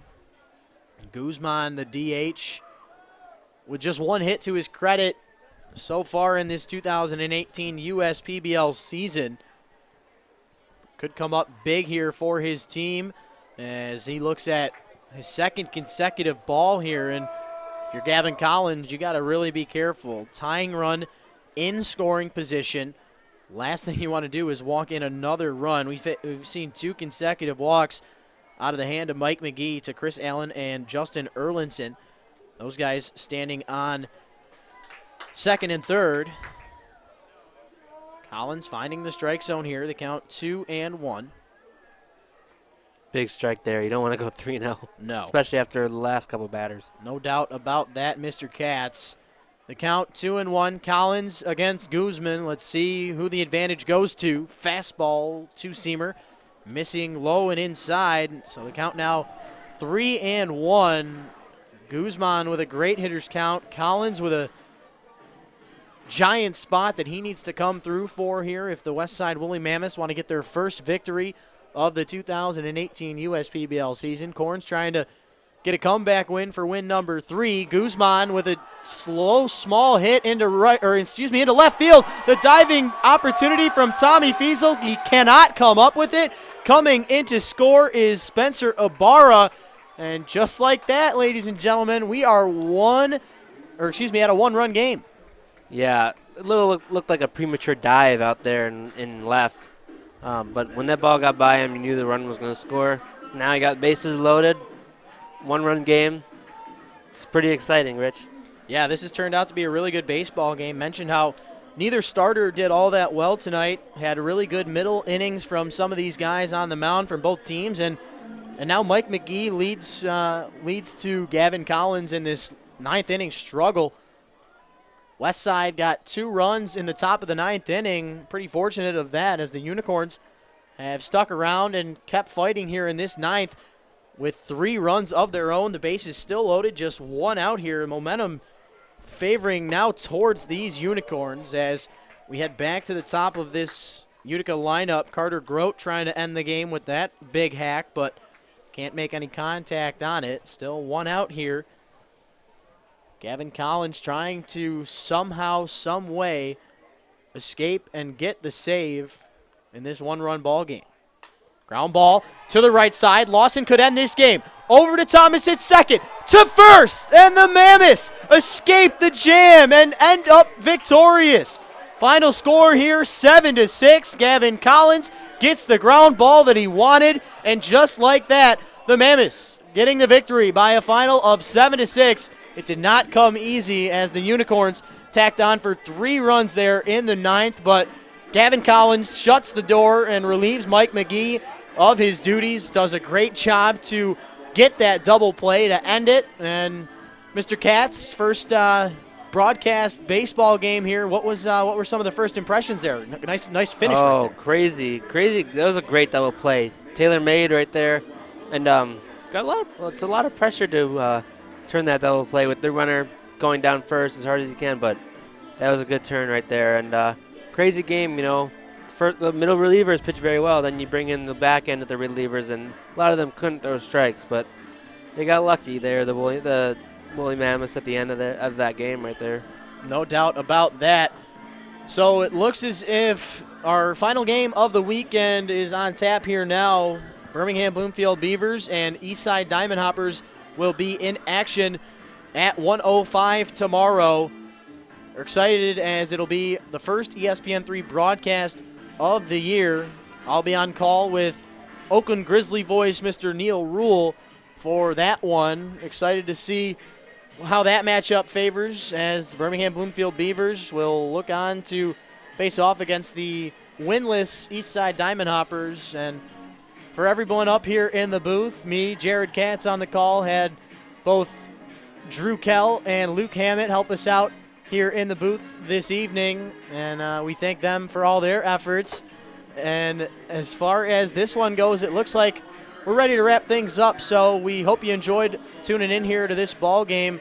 Once again, your final score, Westside Woolly Mammoths getting their first victory of the 2018 USPBL season by a final score of 7-6. For all of us here up in the broadcast booth, my name's Rich Borland.